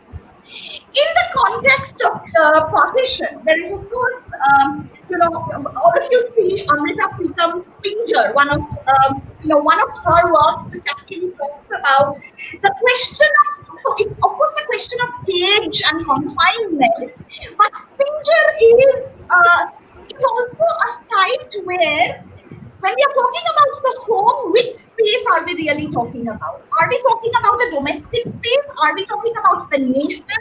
Are we talking about the community? So home so Pinjar is not just the home and the domestic space, as if the community and the nation also has the possibility of becoming a Pinjar for women's lives. Bengali writer Taslima Nasreen in this book, The Exile, and again many of you must be familiar with it. And she writes this, when she's exiled in Sweden for many years now, after asylum has been refused, she writes in one of the essays in this book, The Exile, and this essay is called Poems from a Safe House. I'll quote a couple of sentences from this essay. How are you, my darling house? Do you feel lonely? Trust me, so do I. Do you not get afraid, especially at night when the window opens on its own, or if someone comes knocking on your door? Do you not feel afraid that someone will steal into the house and hide in the shadows? Do you see me in the dark? Do you recognize my footsteps? Keep my study safe, my darling. I'm almost certain it is me who visits, a spectral presence that cannot seem to let go of an unfulfilled promise, that of a home and a life of one's own. Who will water my plants? Since there is no one to take care of them, will my tears suffice? The cat is not here, neither are the people. Still, please wait for me, my darling house. This understanding of waiting with the home, as if waiting to come back, is something which we see in Taslima's writing, but we also see in Jhumpa namesake. And an entire literature around diaspora and the way in which the home becomes important vis-a-vis diaspora literature. I'll end this section, of course, with reference to Tagore's what I probably would have used, because that would be the one which would be familiar with all of you, is Ghore Baire. So you will understand that I have just consciously not used Ghore Baire, primarily because it is talked about a lot. I'm using Stree Potro. And in Stree Potro, I'm just talking about the last bit in Stree Potro, the wife's letter, when Meena writes a letter to her husband for the first time, which gives us a very different imagination of the home. I quote from the letter. I will not return to 27 Makhon Boral Lane. I have discovered the identity of woman in this society. Why must I die bit by bit in your world, behind this barrier of bricks and wood? How insignificant was my daily life? How meaningless were its rules and restrictions, stereotyped behavior, stereotyped words? But will it finally be the victory of the embracing toil of destitution? I don't fear your alley. Before me, however, is the blue sky. Above me are the gathering rain clouds. You had cloaked me in the darkness of your customs. I too will live. I am safe now, free from the shelter beneath your feet. Unquote. Non-return to the home is actually a very exceptional act, if you realize. And Stree Potro is a bold example of non-return to the home. Similarly, I would think Noshkunin, which actually talks about a fracture between the husband and the wife in the home, and not really a happy ending that Noshkunin talks about. I'm referring to Noshkunin here. So this non-return or this fracture with respect to the home is something that we have seen in various literary spaces. Also, just to go back, even in Jyotirmoy Devi or in Rashundari Devi, there is an interrogation with respect to the home. There is an interrogation with respect to this already assumed that home is a place of shelter. Yeah, this interrogation is not happening through domestic violence in the manner in which we understand domestic violence today. But still there is an interrogation of a space, there is an interrogation of relationship, and there is a reimagination of that through writing, through creativity, I would say. Let's come to the next slide, slide 4.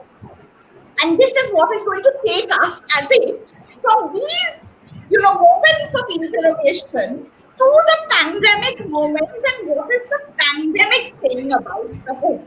And if you look at these, communications, there is of course an expert advice which says, stay home, stay safe. And it's like, help us, help you. So doctors are actually reaching out and nurses are reaching out and saying, আপনারা বাড়িতে থাকুন তাহলে আমরা safe থাকবো বা সবাই safe. But to stay home, stay safe becomes also is one kind of an advisory. The other kind of an advisory is an acronym that we actually get to the Hindi lettered word of corona. Koi road pe na aaye. This is something which we actually heard the Prime Minister say in one of his first speeches in relation to the pandemic on national television. Or the Nagpur police message, jo bahar gaya samjho mar gaya, is, of course, for most of you, you will realize that it's the Sholay dialogue that is being used to the Gabbar Singh poster. Or even, these images that you see, novel coronavirus, atomkito hoben na, ba Banglaয় I was reading another poster, atomko chhoraben na, atomkito hoben na. So, something that even Sir was mentioning earlier about this concept of fear, and how is it that through government, ministry, WHO, communication, there are ways in which the fear and the home is being addressed, in multiple ways. But I suppose it's important for us to kind of take a pause and also understand that Google made a doodle which was stay home, stay safe. So it's as if we were all directed you can move towards. Yeah, that was the kind of advisory that we were getting. But at the same point of time, we were witnessing a very different image of people who were out on the roads. So, the advisories was coming about, we have to enter the home, and we were also seeing images of millions of people who were out on the road as if walking towards home, or in railway stations or in bus stations. So it is both in this contradiction of who is camping at home and who is on the road, and whether the home is really the space for love and security for all is something that we need to engage with. And the pandemic moment actually gives us a moment, I think, to make that engagement. So to that extent, I would think that there is a sociological engagement with the concept which the pandemic moment probably gives us. We'll go to the next slide. And in the next slide, I very quickly would actually, talk about some of the feminist literature which has actually been talking about housework, domestic work for a very long period of time. And in fact, one of the first literatures on this comes from Anne Oakley, 1974, The Sociology of Housework. And all of us who do work around kinship and domestic labor, we can't miss Anne Oakley's work around the housework. But I think what is important for us to probably understand at this moment is that although housework, domestic work have been issues that has been conceptualized in sociological literature and in feminist literature. So if you look at it, Betty Friedan, Anne Oakley, Sylvia Federici, or even Vibhuti Patel in the Indian context, they have been writing about and interrogating housework and domestic work, for a long period of time. From the 1970s, we actually see this debate around domestic work and housework coming into the discussion. But there is something unique and important that we have to understand in this current moment with respect to work within the home. Because work within the home for most of middle class India, and again, I'm not getting into the conceptual meanings around middle class since I don't have the time at this moment, but work within the home for most of middle class India and women within that middle class households has always been supported by various other kinds of people. So if you think about it, then it is important for us to remember that upper middle class and middle class women have a support system coming from various service providers like maids, household domestic maids, be it part-time, be it full-time, drivers, gardeners, copies, garbage collectors, small vendors who bring essential goods sometimes at the doorstep, and also the neighborhood provision store, Mudid Dokan. I'm sure in many parts of Calcutta, Mudid Dokan barite mashkabari deliver kore jay. So there is a way in which there is as if a set of people who is also supporting that domestic work. What we have to remember that during the lockdown, and especially between March, April, and a big part of May, these kinds of services were completely taken away from us because nobody was being allowed to come to that home, and therefore it was work at home together with work from home. So work from home, which has been a corporate concept now for a long time. Many of corporate India actually does work from home. Now it is shifting, and even in the academic sphere, we are seeing that there is work from home, online classes, etc., etc. But we have to understand that work from home, with all those facilities that was available for a middle class household, gets manifold, and a lot of trouble comes when it actually becomes work at home as well without the support system. So I think that is something which the pandemic shows us, and the pandemic, of course, together with this, gives us multiple ways of exclusions when the lockdown started. we started thinking, shall we actually get our domestic maids back into our homes? Because we naturally felt that they are the carriers of coronavirus and we were not the carriers of coronavirus. But we didn't allow, let's say, drivers and gardeners coming in because those could be work that could be done outside of the home and not necessarily inside the home. So, this space of the home and who can enter into it is something which definitely has been redefined at this moment. Whether it will continue, how it will be transformed, it is for us to wait and see.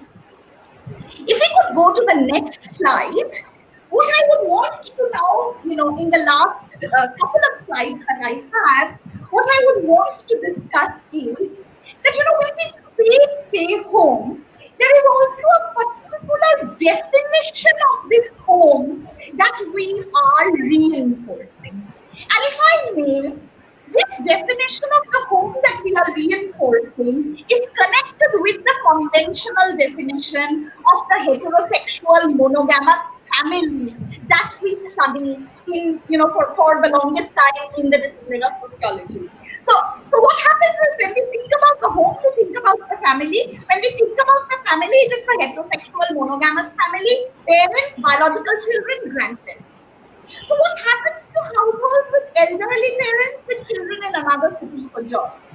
What happens to, and if you look at these 5 blocks, I'm kind of trying to imagine what could be different kinds of homes. Home is not one type. And home is not just one type which is connected with, a certain meaning of the family. So think about, a home or a space which is, let's say, a flat sharing arrangement of the same gender or of multiple genders for those who are in higher education or in the professional sphere. Think about the big Jadavpur University area where there are many students who are coming from northeastern part of the country to study in Jadavpur University and staying in paying guest kind of an arrangement or staying in a flat sharing arrangement. What will be, it's of course a home, right? It's a home or it's a certain kind of a shared residence. But it is not a family in the sense we understand family with kinship. Yeah. Or let's imagine, young siblings staying together away from home or study or work, or elderly siblings staying in one household, where marriage is actually not the basis to which the household has been constructed. Or think about heterosexual, queer, adult, intimate relationships, sharing or living as a single person in a domestic space with or without children. And finally, think about spaces like hostels, elderly care homes, orphanages, sex workers' colonies, mental health institutions. We have to remember and understand that the pandemic has actually touched each of these spaces. It isn't that it is only touching the space of the middle class household. It is also touching the space of, let's say, shelter homes. Shelter homes where women who have faced domestic violence, they sometimes try to get to shelter homes. In the month of April, the Supreme Court came out with an order that shelter homes should not be crowded anymore because of the fear of coronavirus. So where would then these women who have faced domestic violence go? So what I'm trying to say is that even the home and the ways in which the home has been affected by the pandemic are multiple. We come to the next slide, and I just would want to briefly indicate through the next slide that when we talk about the slide before, thank you, Shantan. The next one, this one. Let's hold on to this for a little while. So in this particular slide, what I'm actually asking us to think is that what we've seen during the pandemic is the rise in domestic violence. And I think there is something for us to kind of interrogate and engage with, which is that as it is so difficult for women to talk about violations that happen inside the home. When you are not allowed to get out of the home, and when you may not have a smartphone to do a WhatsApp message to the NCW number that the National Commission for Women came up with, then how do you report about domestic violence? So how do you talk about, the ways in which being inside the home is actually creating another kind of possibility and the impact on domestic violence. Not the WHO, the UN has actually called the domestic violence as a shadow pandemic in its April 2020 report. The UN Secretary General asked different heads of states to actually look at domestic violence and allocate separate resources to act upon domestic violence during the pandemic. Now, it is interesting that reporting domestic violence is not a part of essential services.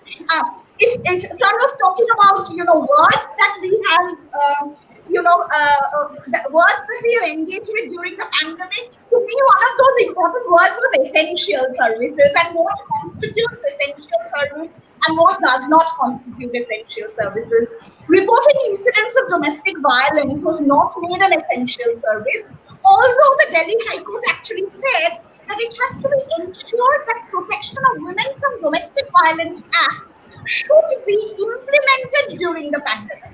Now, in order for it to be implemented, you first have to report a case of domestic violence. Maybe not to the police, maybe to the NGO professional, but then you have to report it. If you don't report it, there isn't a case of domestic violence. So how do you talk about it during the pandemic is something to talk about. For those of you who are interested, you may want to watch this short film that Nandita Das has done, which is called Listen to Her. And it is actually not just a film on domestic violence during the lockdown. It is about women, middle-class women, stay at home, work from home, and how is it that you can talk or not talk about domestic violence. And very recently in BHW, I have written a piece on stay home, stay safe, interrogating violence in the domestic sphere. Again, those of you interested, you may want to read this. I think the larger point that I'm only trying to make here is that in the situation of the pandemic, we return, and in a very different way, return to questions of domestic violence faced by different kinds of women. So, all kinds of women do not have a similar possibility, similar experiences of domestic violence. My last slide is actually to think about a reflection and a reimagination, because I kind of felt that this is a moment to reflect, to take a step back and reflect. So if you can go to the last slide, the next slide, please. In the next slide, what I kind of imagine is a return to the home as well as a reimagination around the home. Some of you would be familiar with the image on the bottom left-hand side. It's a very famous shot from the film Komul Gandhar by Vicky Cotto. And if you realize what that shot does, is the shot has railway tracks, the shot has the two bungalows, and there is as if a railway track which is connecting but also disconnecting. And it brings us to questions around Konta Shotti Ghor Bhasha Bastudite Desh. And I'm kind of thinking that railway tracks played a very important role during the pandemic as well, because returning to home through railways was something that was constantly talked about during the pandemic. So I'm kind of therefore trying to think that there's therefore that way in which we need to think about what is it to go back and what is it to return to the home. But it is also important if you read this poem by Shimona Rai. The poem is actually called The House. And if you read just one bit of the poem, and I don't have the time to read the entire thing, she says, I was roti, breakfast and dinner. I was roti, swelling up with feet. I was roti, caught between your teeth. I was so many other things besides cup and plate, jug and glass, locality, all pairs that hold a house in embrace. And as I read through this poem, I was actually going back and thinking about Jyotirmoy Devi and Lakshmani Devi, but also Amrita Pritam's Pinjar, or maybe even what in Street Watcher Mrinal is actually writing to that letter. So I think what I'm trying to therefore suggest at the end is that in terms of a sociological engagement with questions of space, home actually becomes as important as if a space which is in the in-between, which is at the cusp, which transforms binaries. So I'm not thinking about the home as a private space only, and I think that is something that we need to, that we really need to challenge. To think about the home as a private space only takes away all the politics and the power associated with the home. So we have to understand and reclaim the home with all its power and politics, and therefore it is as if transgressing certain binaries. It has that cusp for interstitial kind of a space. So that's one way through which we can sociologically reimagine. A second way through which we can sociologically reimagine is to go back to certain kinds of women's writings, narratives, where the concept of the home is actually problematized and interrogated upon. There are articulations, but there are silences as well. So it is not all black and white. It is an area of gray, and I think that's something that adds on to that interstitiality. And finally, when we think about the space of the home through the present moment of the pandemic, or through going back into history, in whatever moment that we want to think about, it is important that we both historicize and talk about everyday life experiences. We can't do one at the cost of another, because that doesn't happen. So I'm kind of therefore wanting to end by suggesting that it is important that at this juncture there is a way through feminist reimagination we return to the home, but we return to it with all its socio-political, cultural context in a South Asian reality that we are living in. Thank you very much. Thank you, Rukmini, for your very illuminating lecture.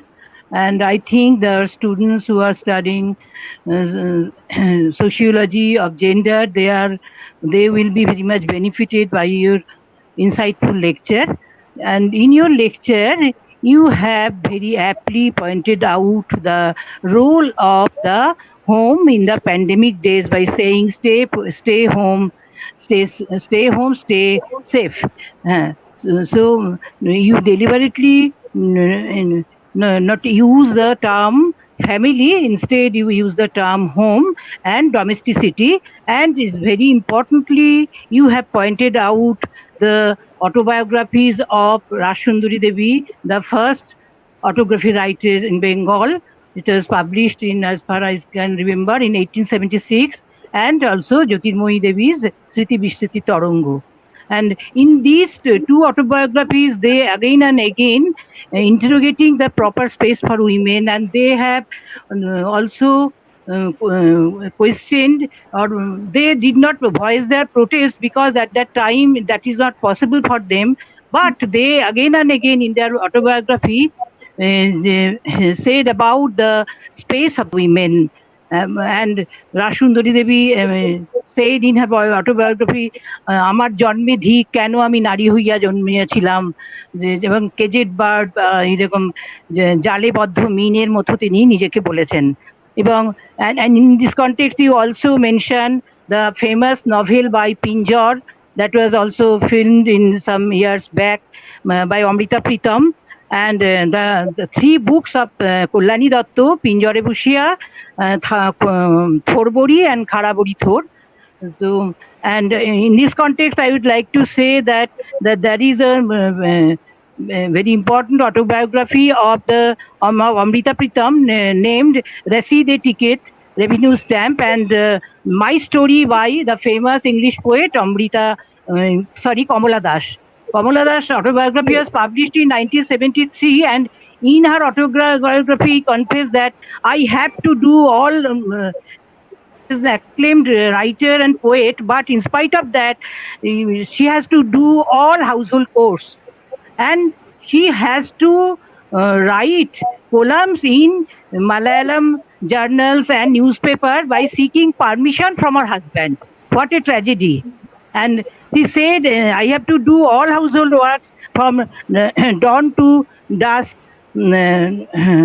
And after finishing all my work, I find time to write, and I have to write from the night 12 p.m. to dawn. And these, after finishing all my household chores and my feeding my children, and by doing all the responsibilities of my family to my in-laws, when I have to, I would write, then I feel very much tired. And after finishing all these household works, I find 5 or 6 hours for write.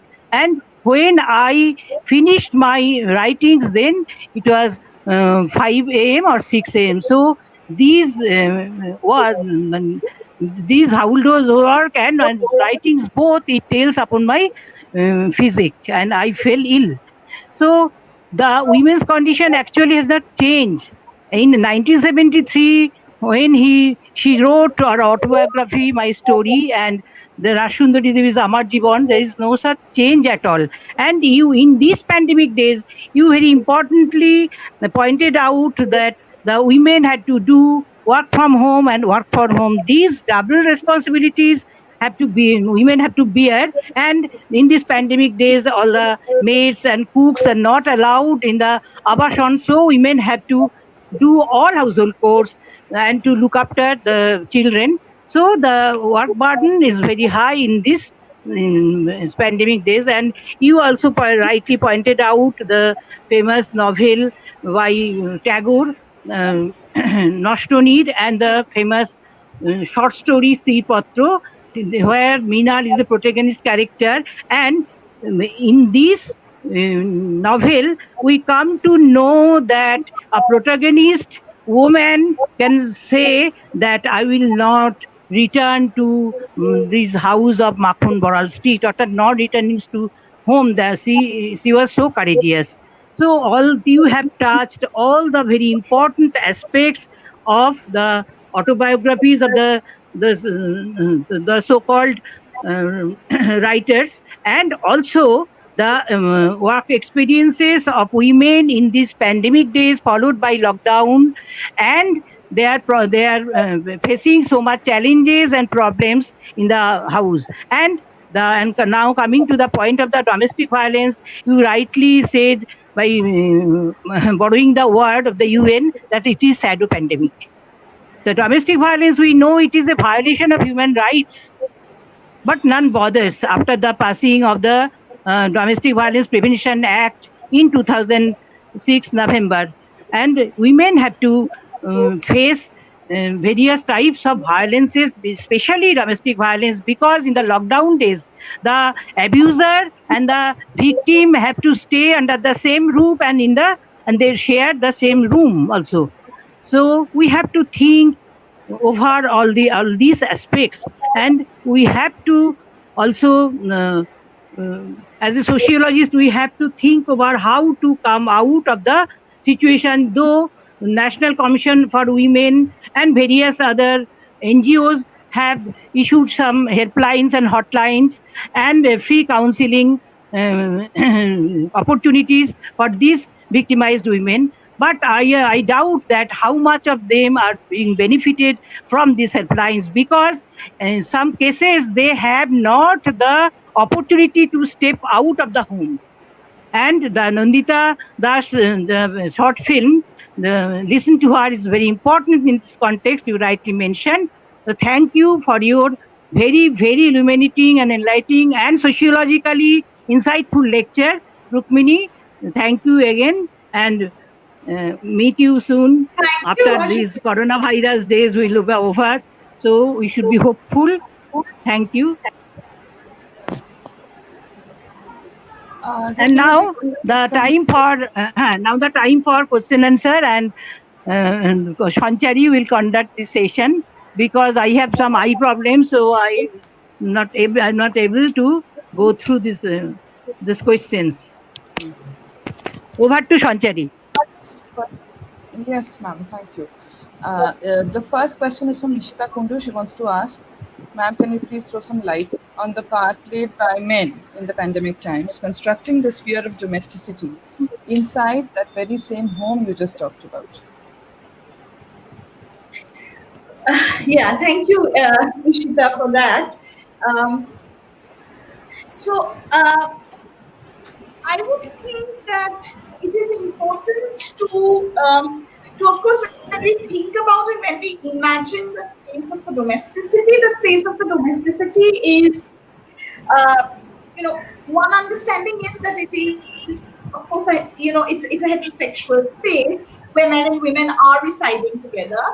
It is a space where there are children. It is a space where there are elderly. It is so. I think one of the points that I would want us to think about is that domesticity is a site of care.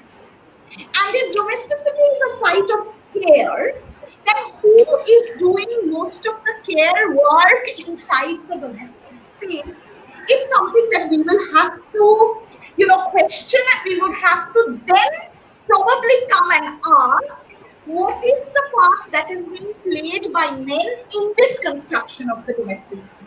So therefore, I think I'm probably trying to suggest that, in sociology, we do this functions of the family, right? That's something that we study in sociology, instrumentalist, go back to Parsons and we think about mechanistic and instrumentalist functions of the family, etc. To wherever we come from, wherever we come to, there are functions of the family. And I'm kind of trying to think that within those functions, a very important function is actually care. A very important function, a care which kind of doesn't seem to become labor. I think that is what I'm trying to indicate. Care is never actually associated with labor. Labor only becomes what is done outside of the home. And, and I don't want to get into, all of you will be aware of it. But so what happens to care activities inside the home, and what role do men play in those activities? I think that is an important point to think about if we have to get to that question of men constructing the sphere of domesticity. I'm sure you're understanding that I'm not, wanting to fall into the trap of, men don't do any work in the home and women do all work in the home. And these days we see men are doing some work in the home. This Ariel ad very recently actually had some, men sharing, a father sharing some work with the mother, and all of that. But so I'm not necessarily thinking about that. I'm not necessarily thinking about this very classic sexual division of labor with which we have understood the domesticity for a very long time. I think I'm asking us to push the boundaries of our conceptualization and think that if care is intrinsic to the domestic space, then how is it that we are understanding gender? How is it there is a rearrangement of the construction of domesticity if we look at it through the lens of care? Care is only one example. You can substitute it with other examples. You can think about companionship as another example. You can think about love as another example. But but if you understand, I'm not wanting to think about it as বাড়ির কাজ আর বাইরের কাজ, আর বাইরের কাজ ছেলেরা করে আর বাড়ির কাজ মেয়েরা করে, আর এখন তো there are many men who are also কিছুটা সাহায্য করেই নেয় আর কি. I don't think that it's the point about some help. It is actually reimagining care in a big way and in a very gendered way that we have to think about care and domesticity. Absolutely. Let us take the next question now. Yes, please go ahead. Yes. Shonita Mukherjee wants to ask, how can we reconceptualize the idea of hierarchy of labor with regard to the official work and the domestic work at home? And I connect this question with the picture from the first slide, Shajata. Thank you very much for asking a question on the poster. I took a lot of time to think about that first slide. So yeah, thank you.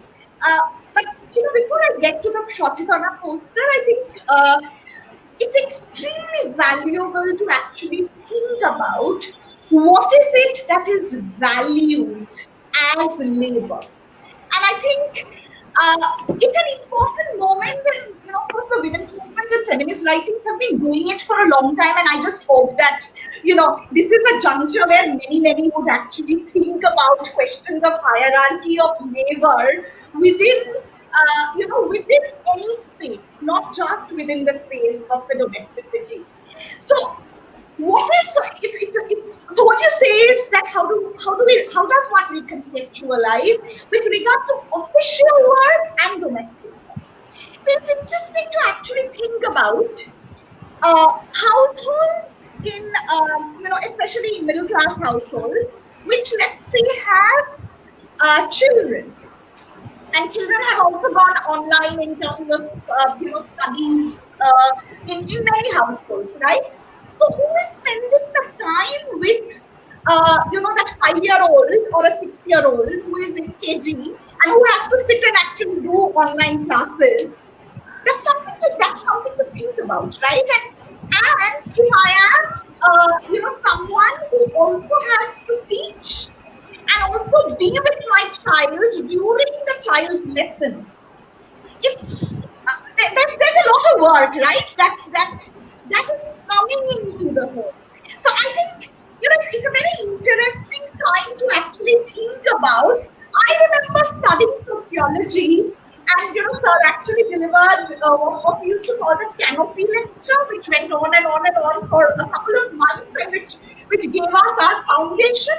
One of the things that I remember from that lecture is that at a certain juncture in modernity, a lot of functions which earlier was performed by the family, it was taken away by other institutions.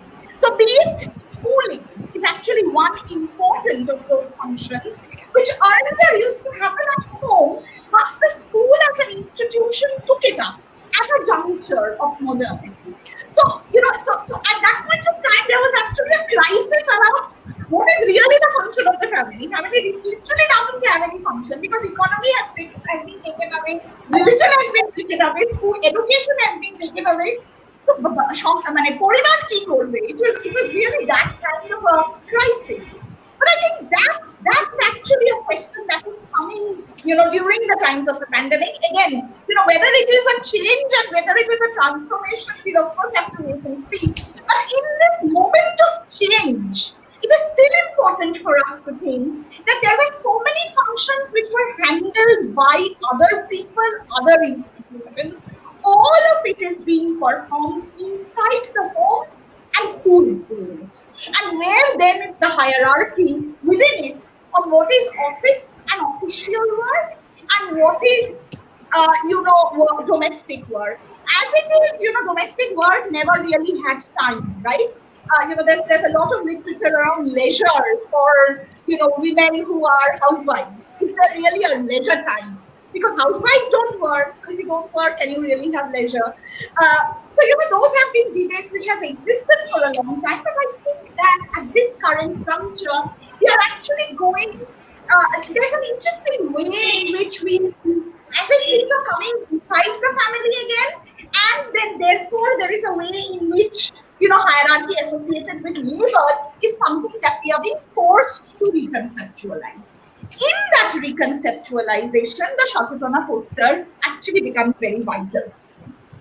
Because if you look at that poster, it says, Dosh hati bagar khati, pai opoman khota lathi.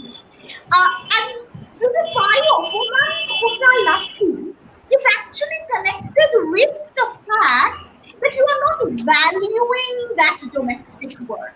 Domestic work has never been recognized or valued. Please remember that by value, I do not indicate economic value attached to it. I don't think the point necessarily and immediately is about how you attach money to domestic work, but valuing something as labor and not just as a role and not just as love is something that is vital. Yeah, and I think the Shachitana poster, which is, I would think, is actually interrogating that understanding of the devaluing, the non-recognition of domestic work. This poster came in the late 1970s, early 1980s. You see the relevance of the poster even today in this rearranged times of the home becoming a site of so much work, and yet hierarchy exists between officer kaj or runner kaj. So that is I think it's an interesting moment for us. Go back to that poster, look into the history around feminist literature around household work related debates panned across the 1970s and the 1980s in Western, feminist literature. I had a few references, so it would be good for us to go back to it and revisit it and connect it to the contemporary moment.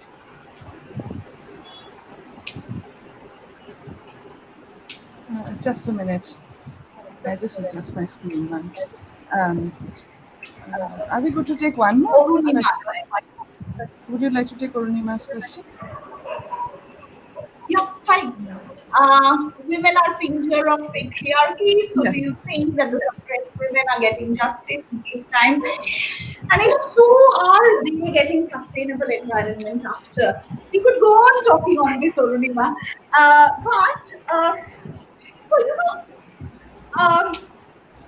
I would want to definitely think that there has been transformation in women's lives. I wouldn't want to just think that there has been changes in women's life. There has been transformations in women's life over a period of time. Definitely.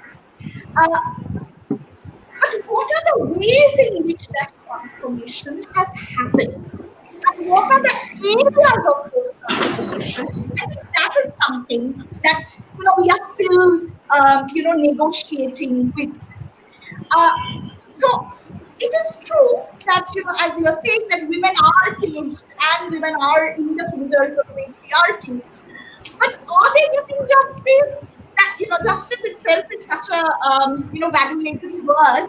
However, one would want to definitely point towards the fact that there is no doubt that there are more complaints that are happening. If you want to associate justice with law, so we have to think as to whether we are associating justice with law or whether we are associating justice with negotiations that women are doing inside that same, patriarchal home. So I think, there's one part of me which actually holds on to those women's writings. You know why? Because despite the home, which is a cage and which is a confinement and all of that, yet from there that creation happened. Yeah, so home as a site of confinement and also a site of creation and everyday negotiations that women do. It's not always by marches and dharmas that you bring about changes or transformation.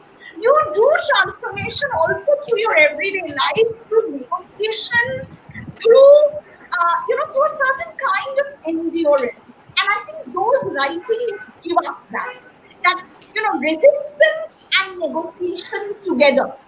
It's just too black and white to think that we will only resist and there is no negotiation. And let us not interchangeably use negotiation with compromise.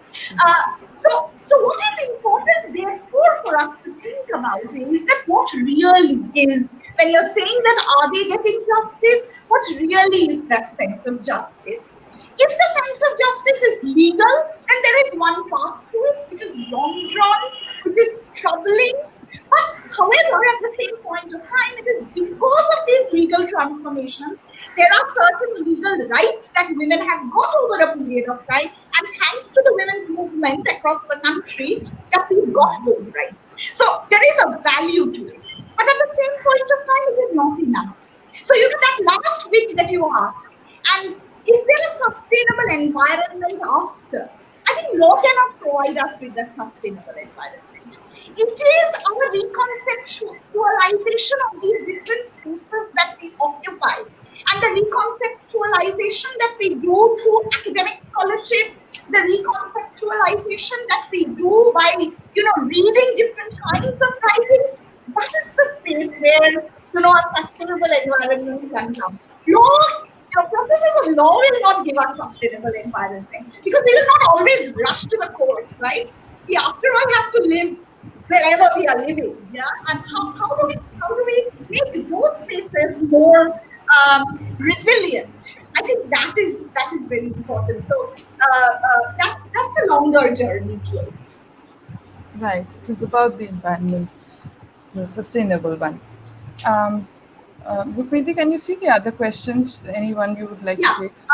So this is Chiratana, right? Please explain the concept of, he's holding on to the feminine space, which he does also, but beyond the domestic space. Yeah. So I somehow think that, the beyond the domestic space, when we are saying that, we have to think about the feminine space beyond the domestic space, I somehow feel that we are maybe again thinking about the private space and the public space. Yeah. And the public space, I'll talk about it a bit and then, probably still critique it. So the public space has actually come into a lot of interrogation and a lot of, what should I say, even entitlement over a period of time. Look at the Constitution of India. The Constitution of India grants something called Article 15, which is non-discrimination on the basis of sex. The Constitution of India, through Article 19, grants freedom of movement to any gender. It doesn't say freedom of movement only for men or some genders, which actually means that women can actually be in roads in the day or the night. And yet you have movements which are about reclaiming the city space that feminist movements have been doing across the world. The entire discussion around outside of the domestic space, or as if beyond the domestic space, started with voting rights. Think about it. Entire early 20th century Europe is about asking for adult franchise. That's a big beyond the domestic space, sphere, and big beyond the domestic space movement. So I'm still trying to think that as if through processes of law, through processes of formal legality, the beyond of the domestic space, and if I've understood you rightly, that public space, or in that political space, there actually has been a lot of discussion. And there has been certain kinds of legal entitlements over the years. Whether it is happening or not, sometimes it is not happening, that's another question. I don't want to get into that at the moment. But still, there have been those entitlements. I think it is important for us to actually, as sociologists, for whom studying family kinship is a very vital thing, right? Most other social science disciplines do not study kinship, family, relationships, intimacies. Sociologists study. So if sociologists are studying it, then I think it is valuable for us to think that in our understanding of family kinship, marriage, relationships, intimacy, how is it that we are engaging with the concept of domestic?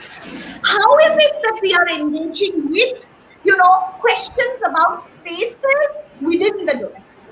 So, for the domestic maid who comes to my home, is the home a domestic space, or is the home a place of work for her? As for her, according to her, this home is actually a space of work. So the domestic space is not always and only a domestic space. It actually can become a workplace for some people. Yeah, clearly for the domestic help. According to the Sexual Harassment Act, at this moment in India, a domestic worker can actually make a complaint of sexual harassment that she is faced inside the home. So home actually becomes a workplace. So I think what I'm therefore trying to say that there is, and if you have, I'm sure you've understood that through the discussion. I think I've been trying to blur this zone of public outside the home and private inside the home, and that's how it is. Because for millions of working class women, they actually never had this luxury of the private inside, and it was always and only the public, right? It's a huge middle class, aristocratic Victorian middle class, upper caste history, which gives us this private space and the need to hold on to that private space. Absolutely. Rukmini, what do you say? We end the session here, or would you like to take us a question? Because we have one question for. Yeah. Yes, sir. Are there any students who have asked questions? Then I'll definitely want to answer. There is one. Answer. There is. Just a minute. There was one. So one of our second semester student wants to ask a question to you. Yeah. Ma'am, during the pandemic, everyone is under house arrest at this time. The issue of domestic violence has increased. What might be the reason for it? Very recently, I was actually reading some of the efforts that the Tamil Nadu police and the Tamil Nadu government has taken. They have done a very interesting survey around what is the reason for the increase in domestic violence during this particular times. They talked about 2 or 3 reasons. One reason is unemployment for men. Yeah, that's actually one reason that they have found out. This is a Tamil Nadu specific survey, but as Sir was saying earlier, we actually still don't have enough research, right, about the situation. So to understand whether there are specific reasons with respect to the pandemic, this is one survey that I found out. So that's the reason why I'm quoting for this answer. So one reason that was given was increase in unemployment for women. Men. A second, unemployment and domestic violence actually over a period of time has always been associated. So to that extent, it is not very specific. However, it is specific because there are more job losses that has happened as a result of the pandemic lockdown, etc. A second reason that has actually come is the amount of time that is being spent inside the home by all members of the family. So, so just to go back, we've been talking about this, that, what you're saying, to that extent, you're using the word stress. I think what I'm probably trying for us to think through is that where is this stress coming from? Is this stress coming from unemployment, job loss, insecurity? Is this stress coming from the fact that, we have to understand that what are the spaces that we are talking about? If there are 4 people living inside one room for 3 months to come, then we have to actually understand the kind of living conditions that we are actually dealing with. Yeah. So that's the second. A lot of time that is being spent inside the home by all members of a household. A third, very interesting, reason that the Tamil Nadu police has given is the increased amount of time that is being spent by women in social media. And, and I think that actually tells something very specific with respect to what kind and what forms of control does patriarchy want over us. Yeah. And one of the forms of control, and I'm sure all of you are aware of, many debates associated with whether women should have smartphones or whether they shouldn't have smartphones.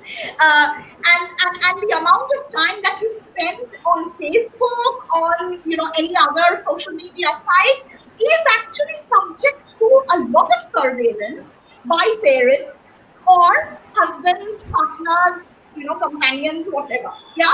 So in fact, one of the reasons, therefore, that has been given as a reason for domestic violence increase is increased amount of time that women are spending with their mobile phones or in social media. So you understand, I think what is interesting for us to think about is that where are the risks that patriarchy, feels? What is really at risk? Yeah, and I think one of the things that's coming out from these reasons is that if women have more time in social media, is there a way in which they are expressing their opinion? Is there a way in which they are gathering different kinds of information? So again, I wouldn't want to think that this is something very novel. I don't think it is novel. I do think that these reasons associated with domestic violence predated the pandemic and will post-date the pandemic. But at this juncture, these reasons acquire a very specific meaning. I think that is what is important. Right. I think I can see one question which looks slightly interesting, although it is a. Go ahead. She talks about, she wants to ask, can you throw some light on the question of the brothel spaces, which actually the spaces for work, sex work, and how it is affected by the pandemic? The brothel spaces actually work as, they double up as home and workspaces. So I think that is why she's asking. Very, very, and thank you for actually pointing this out. I wanted to talk about the brothel separately, and I forgot. So thank you very much for asking this as a question. I think the brothel. It's very interesting the kind of ways in which the sex worker question has come, during the times of the pandemic. So I've been following some news reports in the context of Delhi, Bangalore, and Bombay. I'm sorry, I haven't come across reports from Kolkata a lot. But one of the things, but of course, I know that Durbar is someone who's been working with the sex workers, community, and there have been initiatives that Durbar has taken with respect to ration, etc., for sex workers, even during the pandemic. But so there are two kinds of questions that came into the discussion in the initial days. So in the initial days, one of the discussions was that brothels are overcrowded, so you have to you have to as if clear them up. So it was literally like hostels. From hostel students were driven out, and they had to go to homes. So as if brothels was also that. So there was overcrowding. But it's an important thing to think that where will these women go? Because most of these women who end up in brothels actually say that if they have to go back to home, then that's an abusive place to go back. And there are actually newspaper reports, and if you're interested, just write to me, and I'll share those journalistic pieces with you, where they have done interviews with sex workers, especially in Delhi, where many sex workers have said. Many sex workers, it's saying that 60% of sex workers from Delhi have actually had to leave the city because there is one, overcrowding in brothels, two, there is no work. So and I think the question of touch, livelihood, and sex workers is a very valuable question, again during the pandemic times. Because as you understand that the kind of labor that we are talking about when talking about sex work, it is intrinsically connected with touch. But a very different kind of news that has come, and I was reading about it in July, in the month of July, is, and this is in Bangalore and in Bombay, that sex workers are actually doing, taken to the internet for continuing their work. Yeah, and there are different kinds of rates that they have come up with respect to if you're only talking on the phone, then there is one kind of a price, and if you have a video, then there is another kind of a price. But if you have a video, then there is always as if a ghungat or something which keeps their face covered, because I'm sure there is a lot of tension around the ways in which these can become, these can be used in very, very vicious ways, right? Both in terms of pornography or in terms of other forms of trolling. But what I'm trying to say is that from March till July, these two kinds of news has actually come. This anxiety about the loss of work, about going back to the home being the abusive space, and do I really want to go back there?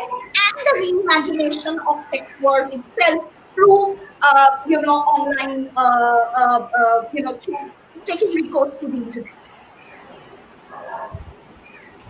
Yes. I hope Shonita's question has been answered. If she would like to connect with you, she can take your email ID Sure. from you. Yes. I think your session, your question answer session can end here. Bashupati, I think due to bad internet connectivity, she has left. Sir, we have one more question for you. If you would kindly come on screen.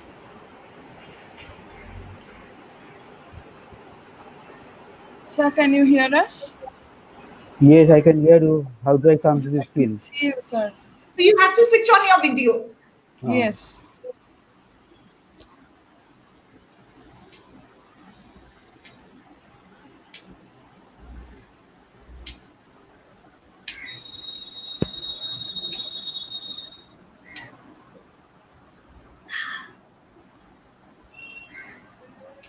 Sir, sir, if there is a camera signal somewhere below, you have to click it.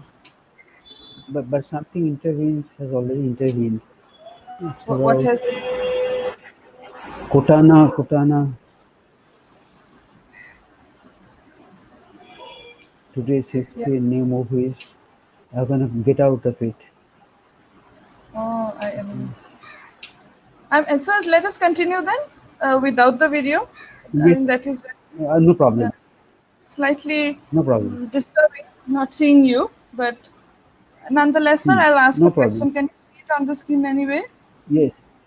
Yes. Sir, Ishani Nashkar wants to ask you that she had I've come joined back. late. And I was wondering if there is a language of hope like vaccine, plasma therapy, recovery rate, and the like. Further, there's an unseen struggle between the language of despair and fear and the language of hope in the middle class psyche. What is the question? She's wondering if there is a language of. So, one second. If there is a language Yes, of yes, hope. she has apparently made a statement. There is an She's unseen struggle between the language of despair and yes, fear and the yes, language of hope in the middle class plus psyche, psyche. right? And Yes, it seems that around the question of vaccine or the question of plasma therapy, of course, there is a language of hope also, and it is almost daily we are hoping something, anxious about, and we track the report of the vaccine, their prices, and what the government of India will do. So it's not about middle class only; it is about the whole people, particularly with the Bill Gates injunction, and that this must be available for the poorer classes also. So everybody is hoping. It's everybody hoping. There is something called struggle, right? Would that mean that despite the prospect of a vaccine, we still are stuck with the language of despair? This could be one ring of the question, and I would say yes. The despair is yet to be dispelled by the possibility of a vaccine early next year, because early next year is about 6-8 months away from this point of time, and many of us are not sure that we'll survive that particular period. So right. it's a hope. It's a hope which is very insecure hope. But since we survive on hope, and there are so many agencies trying to sort of create the hope. Maybe there's a language of hope, but there is also an inner struggle, which is true, that will be lost, or something will be sort of retained by your survival through the application of the vaccine and plasma theory. Right, sir. I hope she has heard you. Um, Now, I would officially like to thank both of you, sir and Prasanta sir and Rukmini di, for joining our session today. And I don't know, eventually from being academic sessions, it went on to become Adda sessions, something we have Okay. always enjoyed with sir. Yes. Sir, I hope you have enjoyed I have speaking to us. enjoyed. I have enjoyed. I have enjoyed And you, very Rukmini much. di, too. Thank you. Absolutely. And it was such a pleasure to do I know. this together. Thank you so much. We will leave the studio today and return tomorrow at 3 p.m. for our second session tomorrow. What Thank kind of you. link we will use? What kind of link we will use? Sir, the link, This link. if I have sent you, if I have already shared the poster with you, there's a Hmm. link for which, can I post the link to watch tomorrow's session in the comment section today? That will If be that very is, helpful. that is convenient, if that is, I will, if you can just hold on a second, I will just paste it.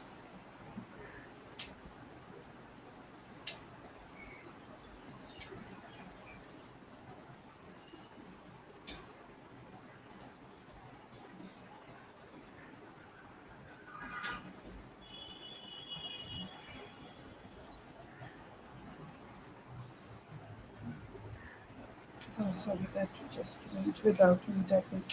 I have sent the link. I hope you have got it. There is a link that I have sent. I have pasted a link in the comment section, so I will share with you separately again Okay. on the comment section, which you can follow to join our session tomorrow at 3 p.m. Okay. Nothing has come up on the comment section as yet. Sir, allow me Anyway. to share with you personally Okay. over Okay. email Okay. or Okay. Please do when you have time. yes, sir. Immediately after. Thank you so Okay. much. Thank Thanks, you. Thank and you, thanks Shankar. yes, thank And you. everyone Thanks. else for being here. Yes, we also thank our viewers to be patient, and engaging. Thank you so much. Okay.